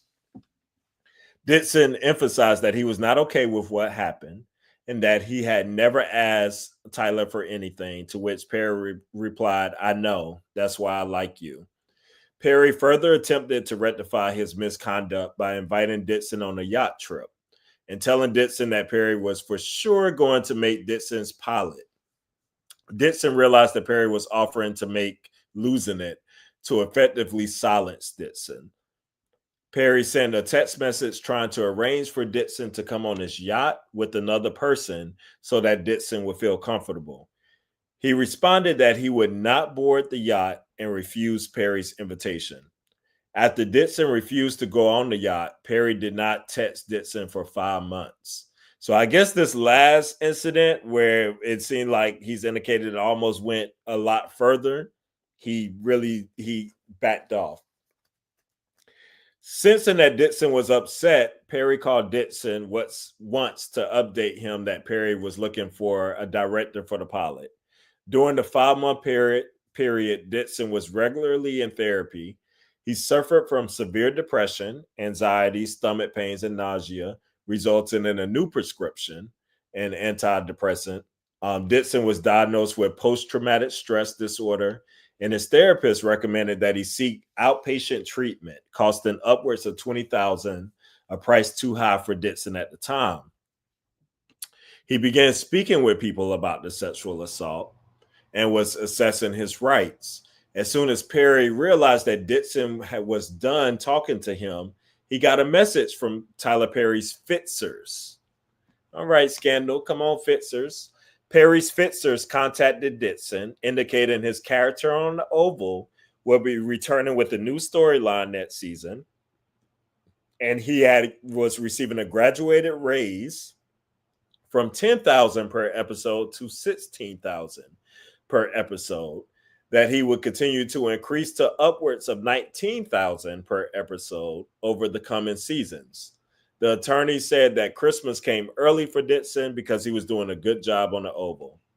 However, they also told Dixon that he was forbidden from letting his castmates know about the raise because nobody other than him would be receiving a similar pay increase. So those are the alleged figures that they talked about in the summary that it was going to. Lastly, the fixers told Dixon that Perry wanted to buy the right to produce the pilot of Losing It and planned to spend up to $1 million producing the pilot. Dixon immediately knew why he was getting the raise and why the pilot was being produced. He knew that he would keep the money and the job or complain about the sexual harassment, but not both. The situation facing Dixon presented a challenging decision that left him unable to take any action or make a decision. The prospect of the sexual assault and harassment becoming public and dealing with Perry's high paid attorneys was daunting. Perry had significant resources, whereas Dixon did not. Dixon's goals of working as an actor and being discovered for his talents might be jeopardized. In what was an extremely difficult decision, Dixon bowed to the pressure and fear of losing his livelihood in the hopes of advancing his career and decided to return to the set and have his pilot produced. He insisted, however, and decided to put safeguards in place between himself and Perry.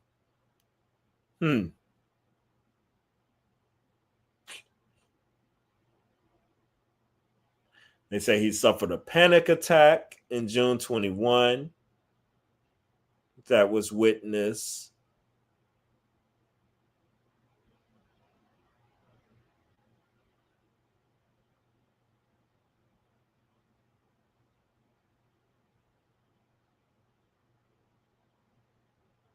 So on or around March 21st, 2022, shortly after seeing each other on the set of the Oval, Dixon and Perry began shooting the pilot. Perry called Dixon following the shoot, telling him that the show would net 2 to 3 million per episode and run for 2 seasons. So I guess they say he was trying to buy his way. Perry purchased the right to Losing It from Dixon, but did not try to sell it to any network. In fact, Perry was under contract with Viacom, preventing him from selling the show for an additional 2 years following the purchase. In other words, Perry spent money shooting a pilot for a show and then purchasing the rights to it, knowing that Perry could not sell the show for 2 years. Clearly, this was done for the ulterior motive of silencing Mr. Dixon. So I guess he purchased the pilot from him. So I guess he got that money somewhere too. So at that point, you ain't got to work for this man no more, do you? It was something else you said earlier that stood out to me and seemed like something that could be verifiable. This is yet again something else that could be verifiable. So I just, like when people start adding stuff in the story that somebody could go easily look up and see if this happened. Somebody slow. And that's all I'm gonna say. Somebody. And I don't know who's slow. The story at parts just he this just added even more to it. You bought the man pilot. And here it says he brings back up. So some time passes. And so now we're up in 2022. And it seemed like for me, like what becomes a little more believable, if you was to believe it, because we're like, he's putting up with all this stuff, but the events it was like a lot of messages and a little bit of touching here. It wasn't like anything that serious, but it seemed like if that one incident went the way it was, and he was possibly almost raped in his terms, it seems like he really pulled back then and stopped doing things. And then wanted to be like, oh, let me make up for it so you don't go tell on me. Yes. And just to add context, we don't know who it was, but the Christian Keys situation, he started talking. That was December of 2023, Yes. and Well, and you mhm. mentioned fixers, Yes.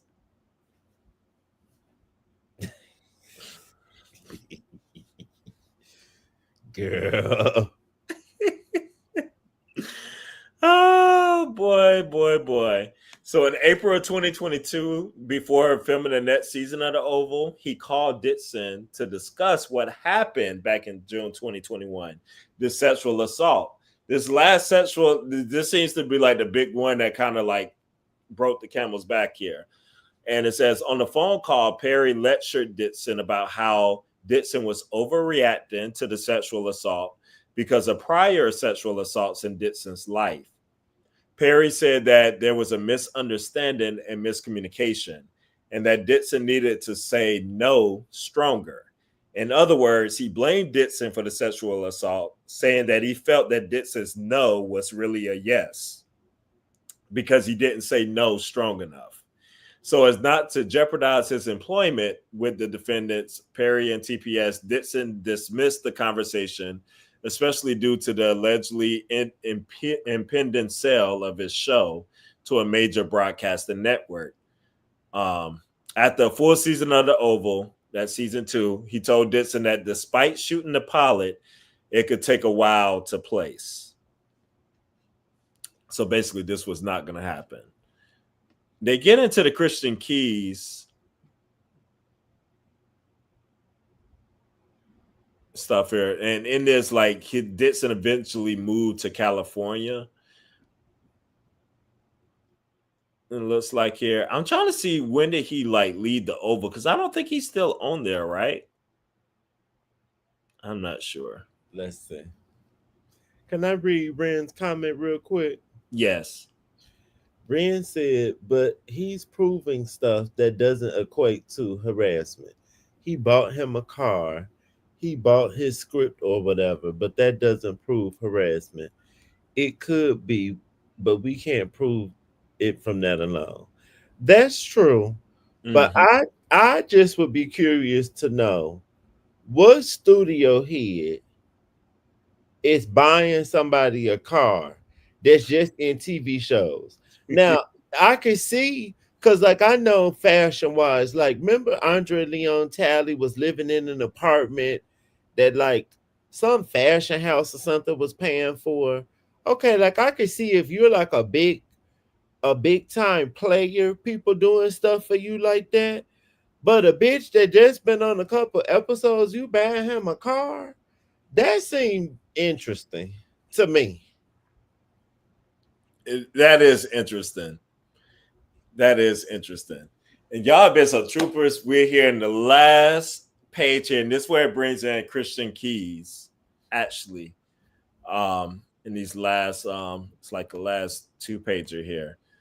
And it says in December 2023, Christian Keys, another actor who worked for Perry prior to Dixon's employment, posted a video on social media platforms detailing his abusive experience with an anonymous Black Hollywood billionaire, which Dixon pieced together and believes to be Tyler Perry. Dixon heard Mr. Keys' account and saw that Perry had been engaging in the same sexual conduct as other actors. Just like the interactions described by Keys, Perry would get drunk, climb into Dixon's bed, and start fondling Dixon's buttocks. Dixon wanted to share his experience with the media to prevent other actors from being abused at the hands of Perry. Around this time, Perry called Dixon, indicating that he really wanted to find a home for Dixon's television series, again perpetrating the quid pro quo after the sexual assault to keep Dixon and his claims at bay. Then in January of 2024, Perry told Dixon to begin working on a pitch deck for investors for the pilot. Despite having 8 episodes written, Perry only produced one, claiming that the president of the company, Michelle Sneed, conveniently misplaced the $1 million that they were going to use for the show during this time. Perry further solicited Dixon's assistant with other films and projects that Tyler Perry was working on. Once again, Dixon was in a position where he could not say no.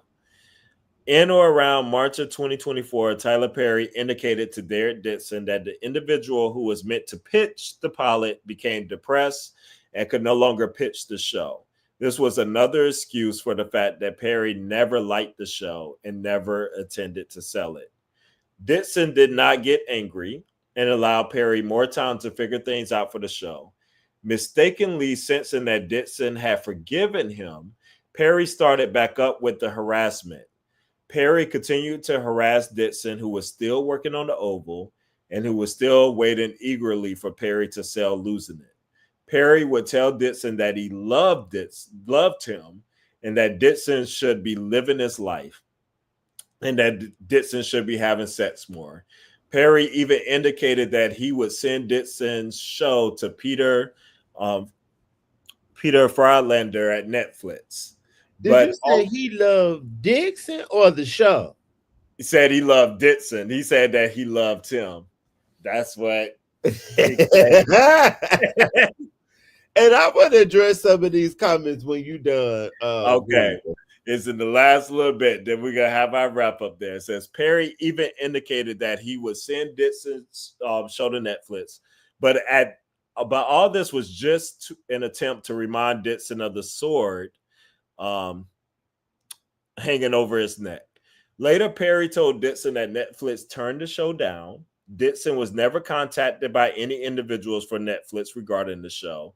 No sale ever materialized.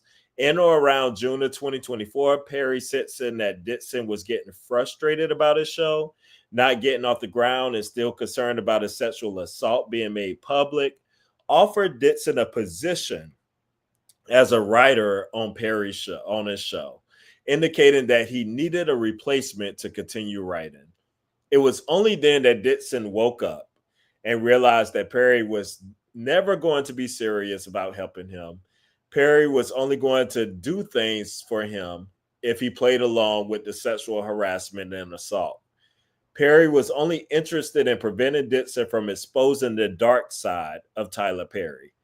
Perry only cared that people still view him as the victim he once was, even now as he took shape as the victimizer.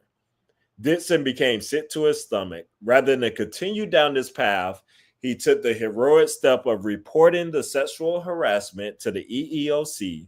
After reporting the sexual harassment, defendants did not make any investigation into the complaint and did not take any steps to prevent further harassment from occurring. Because defendants took no action to prevent further assault or harassment, Dixon had to quit his job working on the last season of the Oval. Dixon did so even though he was under contract to finish filming and stood to make close to $400,000. He did not want to be sexually harassed or placed in danger of a sexual assault again. The defendant then retaliated against Dixon. He told Dixon that if he quit and told other actors why he quit, he would be in a breach of his contract. Defendants told Dixon that the only way out was to portray his departure from the show as a medical leave due to emotional distress caused by sexual harassment. The leave of absence was to be paid medical leave. Instead, the defendant made the leave of absence unpaid and therefore terminated his employment, causing Dixon additional loss of income and insult. And that's it. Can we read some comments and then we could chat? Yes. And this makes sense. Desiree said let me say her username. Halfpen 21 said the complaint wouldn't set out all of the proof discovery. Discovery will address that so they have time. Clayton wouldn't want to lay out their entire case in the complaint. That makes sense to me. And then Desiree and Rian both said, I can say that he has bought cars for several actors and crew members. That's like his thing. I knew he did that for his friends. I didn't know he did that for crew members too. Okay, that's weird, but I guess just thinking back to Taraji complaining about the color purple set and them rental cars or whatever. That's weird that you buying cars, but then they ain't even have proper transportation for they set. But okay, girl. And I thought Tyler Perry had something to do with the color purple. That movie didn't he help produce that? Or that was just Oprah? I thought it I was thought so. that bitch did too. Oh, well, he was there with them. Maybe he was just there. Um, and then Half Pin 21 also said that's a lie. TP don't allow anybody to write. He has let people help him write, I thought, in recent years on sprinkles. And I I know. think I know for a fact on All the Queen's Men, they have I think 4 writers. okay. My And cousin. you brought up on the Oval or one of them or Sisters. Somebody brought up on Sisters or one of them shows that they brought in writers and it got worse or something. Maybe it was one of the Bravo girls. It might have been one of them. They must have investigated and did not find a large scale of abuse and harassment. So they issued a right to sue letter, which is fine. He filed his suit. Okay. Hmm. Yeah, finally. But he's still the dominant writer. Oh, okay. Then he said just Oprah. Okay, well I let him rock. The transportation being tacky on Color Purple, that wasn't his fault. Okay, okay. You still could have came over there and brought them some cars since you like buying hoes cars. Helpful. Well, well, well. And with all that said, there are it's 10 charges that they have. So they have the quid pro quo sexual harassment, work environment harassment, sexual harassment, the RAFAT, workplace gender violence, violation of the Bain Act, sexual battery, sexual assault, negligent retention, intentional infliction of emotional distress, and retaliation. I saw this when I read it last night. Some of these charges gagged me when they said battery. Wasn't there battery in there? I was like, "Oh, honey, not battery." But I guess from him choking him and running his ass, and his anus. What do y'all think? Like, what is the dominant thought of the people here? Do y'all think this is gonna amount to nothing? Y'all think this is gonna be settled outside of court? Y'all think this is gonna have any effect on Tyler at all? It's gonna take more than just this one man to bring him down. Like if Christian Keys like officially says he's talking about Tyler, it comes out more and more people start to come down. Like the word is they're expecting other lawsuits to come down. Oh, I didn't know that. Oh, the mere threat. Ooh. So what is it called when you actually hit a bitch? Also, the emotional distress is the hardest thing to prove. So he just added. Oh, that's what I was gonna say. He just added that. What he just added that to add most plaintiffs don't win on the claim, but he definitely made sure to add he was going to therapy and all of that. So I hope he had the receipts of it because he sure said that in the lawsuit. So did. Oh, assault is physical. Gotcha. Hmm. I go ahead. Oh no, go ahead. I'm thinking.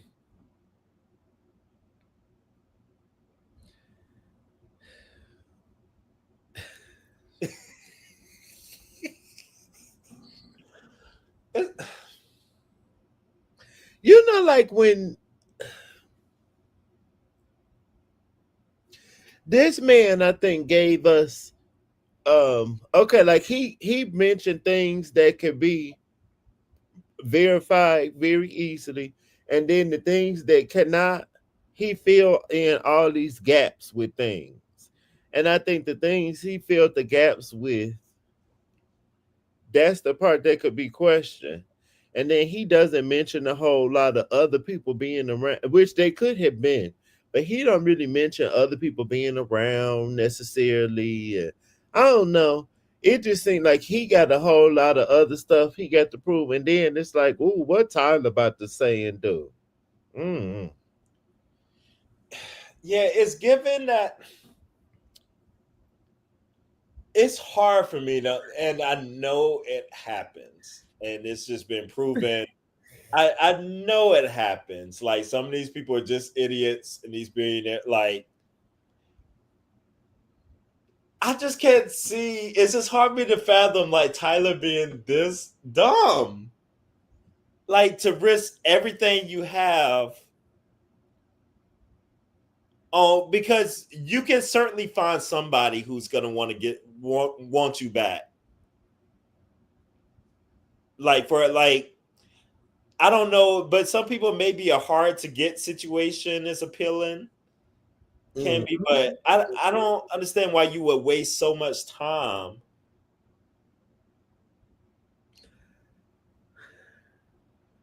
It just don't make it. None of this just makes sense to me. Men do that all the time now.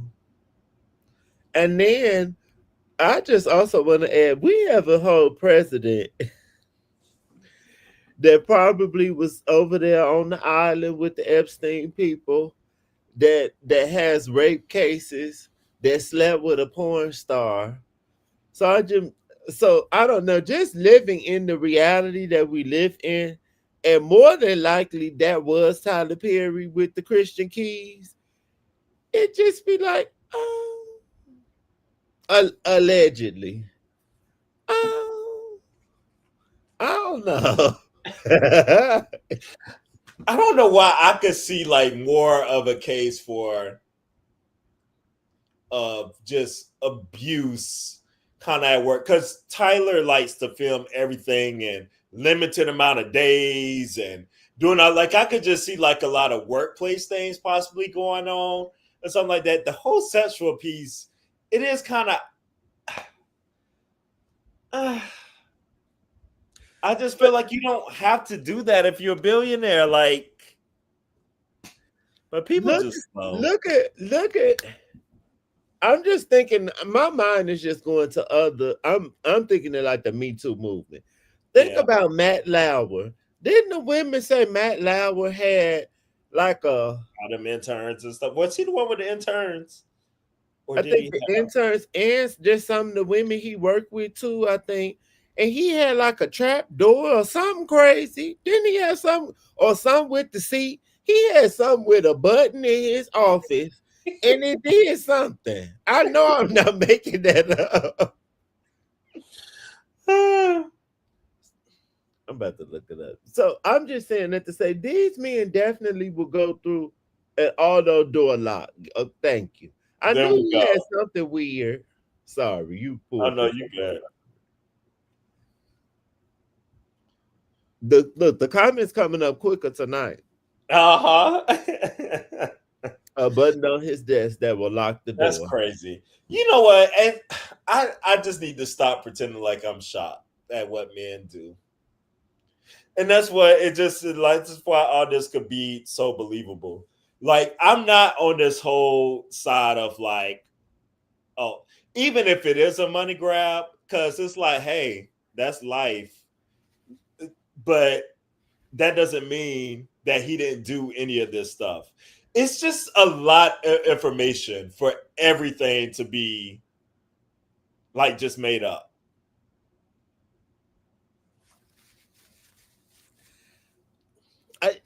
I, us just talking about this wouldn't be somebody that would be considered my boss. But us just talking about this just made me think about a situation that I had with someone that I worked with, but it was more so like I guess like a contract basis, let's say. Definitely made a pass at me. Definitely. Very inappropriate. on numerous occasions.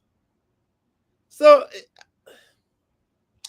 Child, don't even get me started. When I was at ESPN, honey, like how many people sleeping with interns and stuff that went out on yeah, definitely nasty, nasty men. and the person that did it to me was on some Tyler Perry type stuff. They wasn't out and open and living they so honey, I'm my stance is I'm not surprised either way it go.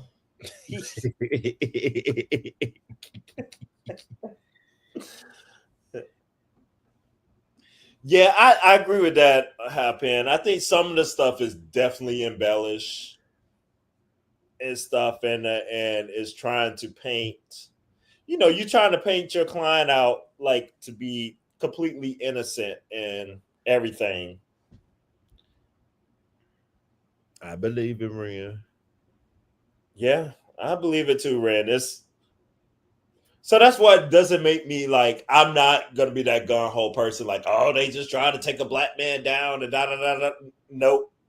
Mm-mm. I ain't riding for nobody like that.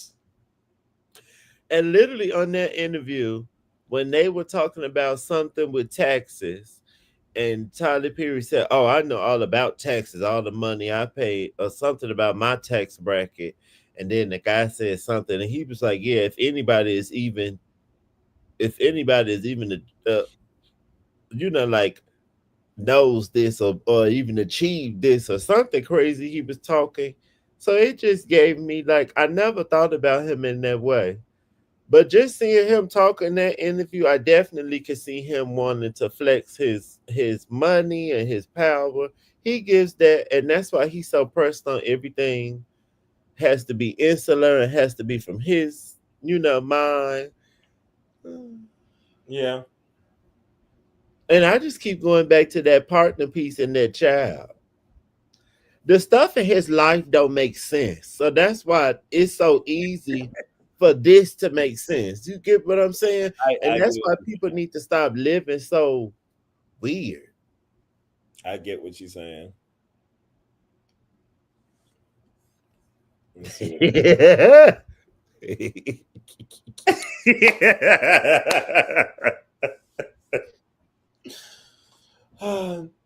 Yeah, if you coming in towards the end of this live, anybody picks up when we picking this video, make sure we just went through the majority of the lawsuit there. The lawsuit does get quite repetitive and stuff in parts, but it's a lot. It's a lot in there. I also before we close out, I also want to add this. This is context to me. I don't know if it is to other people. This is context. This is one of the reasons why we just was talking about Tyler Perry. And this could be his friend, but we need to close. My brother over there yawning, honey. I know, I just yawned, child. Why that's what happened after all that reading. He was out on the yacht with Brian Tanaka, who is Mariah Carey's ex-boyfriend. He's a background dancer. He used to dance for Mariah and Beyonce, and I think Rihanna. I thought this was real peculiar. Why y'all on the boat together? And I thought Brian was straight, but that don't mean nothing. Off the stuff we've been hearing, it seemed like that's Tyler Perry type. And he don't look like us.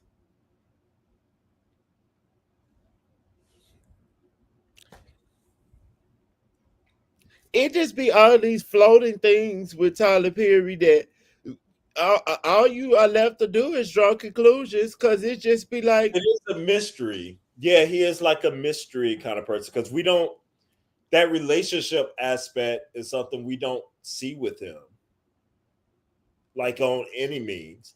And it's like, yeah, he has the kid, right? But it's like barely anything never known see with that that. lady. When I looked up pictures when I did my live, the only pictures I really saw of him and her together is for the premiere of his documentary, but she was involved in that. So that made sense. But that lady don't be at nothing. When he go to the Renaissance tour in Cowboy Carter, he not with her.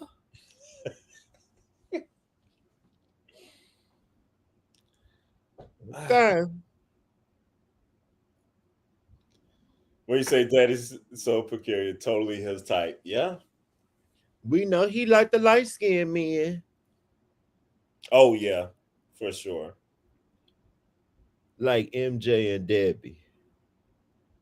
Like MJ and Debbie. Michael Jackson and Debbie who? Debbie Allen?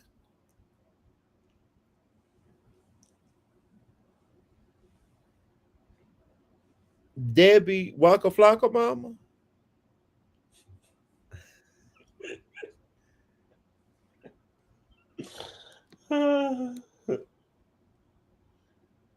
Ain't that the kid's mama? Who? Oh, that's her name.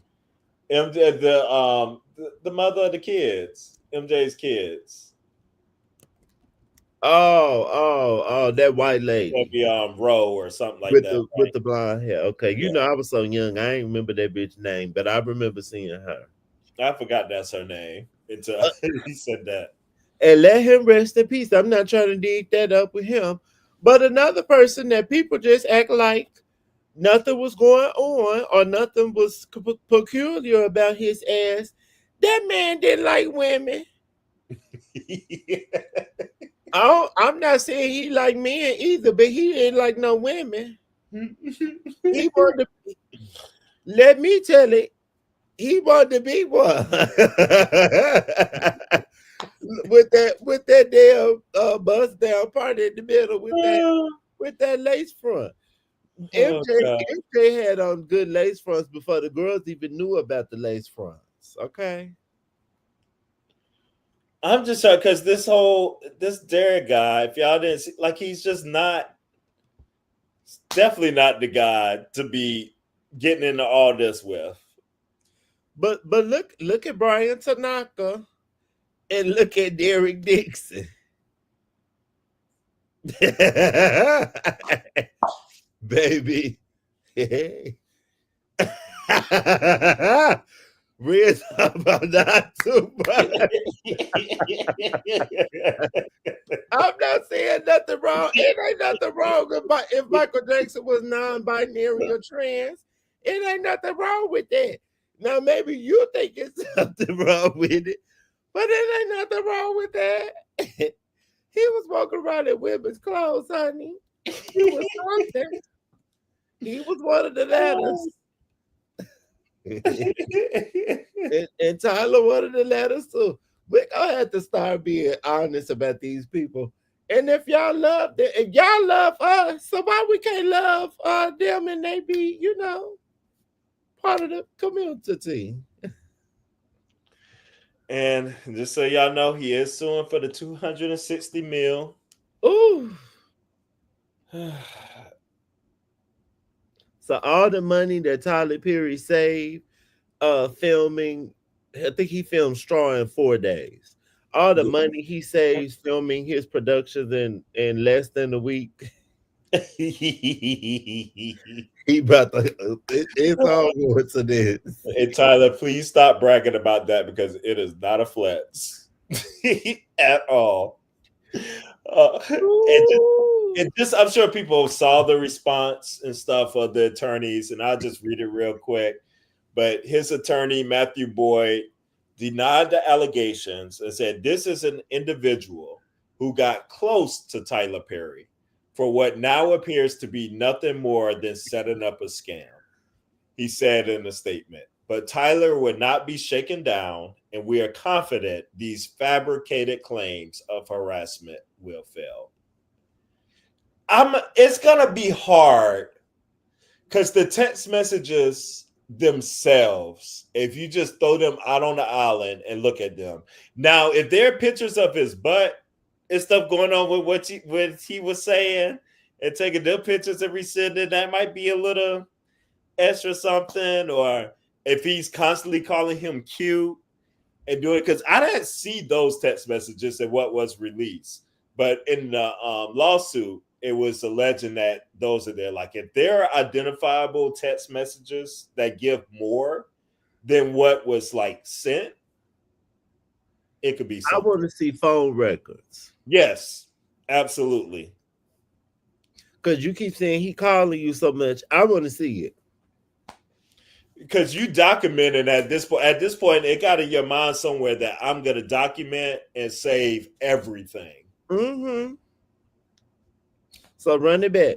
The phone company can run them phone records back. When the women want to find out if their husband cheating, they get them phone records. They can run it back. They can do it, honey. Run it back.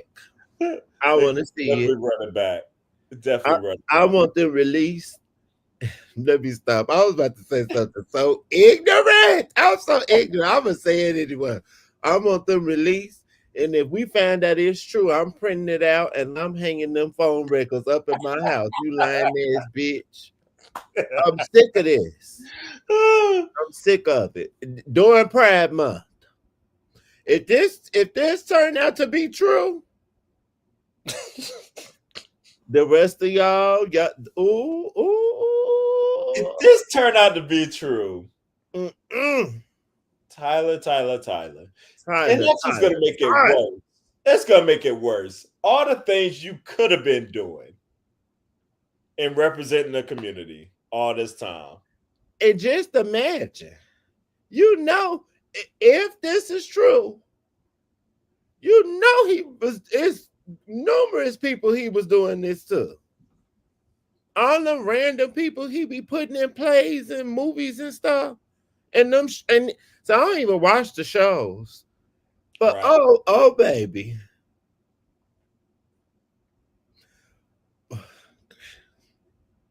mm, mm, mm. You think just for this threat alone, would this hurt any of his brand or like his deals and stuff with people? Or do you think this would be like it would have to be more? I think he brings in so much money, like in his partnerships, whenever he does it. Okay, I'm just gonna bring this up in comparison because I was not a. If I was around when it first started, I guess I was real young, so I don't really know. But I watched the Pee Wee Herman documentary, and I know he had the scandals with people saying he was in the movie theater masturbating, Yeah. but he was really in a porn store and like Very good documentary. stunning. Wasn't it stunning? Yes. He was really big when that stuff started happening, and he was able to keep getting stuff, but it don't seem like he ever got to as big as he was, like at the height. What do you think? You say it doesn't seem like he got as big. Yeah, like after that stuff started coming out about Pee Wee Herman, Oh yeah, and after that that killed him. and I That know that's kids, and that's a little different, but yeah. Tyler bases these church people. So if he had to pay this man, that's gonna be saying that this true. So then he a gay man. So I don't know. You never know with the church people. We saw with Eddie Long, they still went to his church until They he sure died. did. They Yeah. go to Jamal Bryant church. So who That, knows? you know what? That's valid. That's valid. Oh, Halfpen said it would be hard to buy BET now.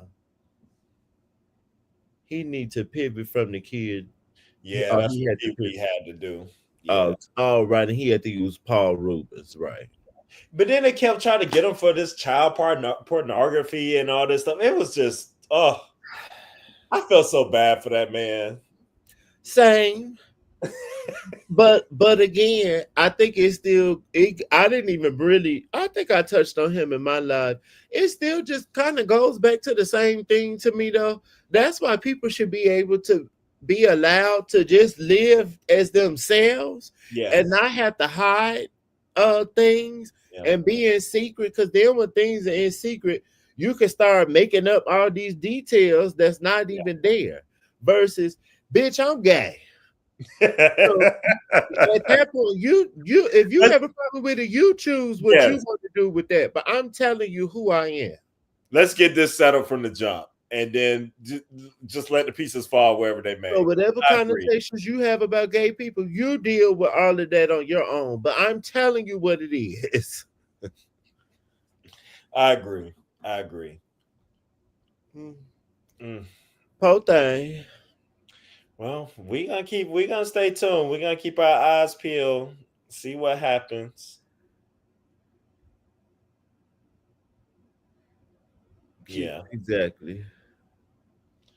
probably cut Living down your on truth, the mess. honey. Uh-huh.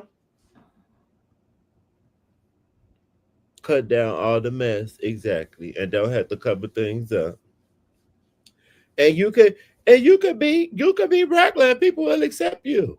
Look, I got friends that got kids. The kids, I'm Mr. Quentin or Uncle Q. Don't nobody look at me crazy. Girl, Right. girl, don't even drop your kids off over here. I don't want to do nothing with no kids. But yes. Hey, what's going on with school? And like I love to be a help guide the youth. But no, Mm. the Nope. girls got to Nope. get it together. Be who No, you are for your pride. be who you are. No pride. Yes. Yes, yes, yes. Well, Tyler is in it, y'all. We'll see what happens. Will the white man take him down? Literally, a white man. That's another lesson y'all got to take away. Oh my God! Please leave these white people alone. Leave these white people alone. Y'all just will not.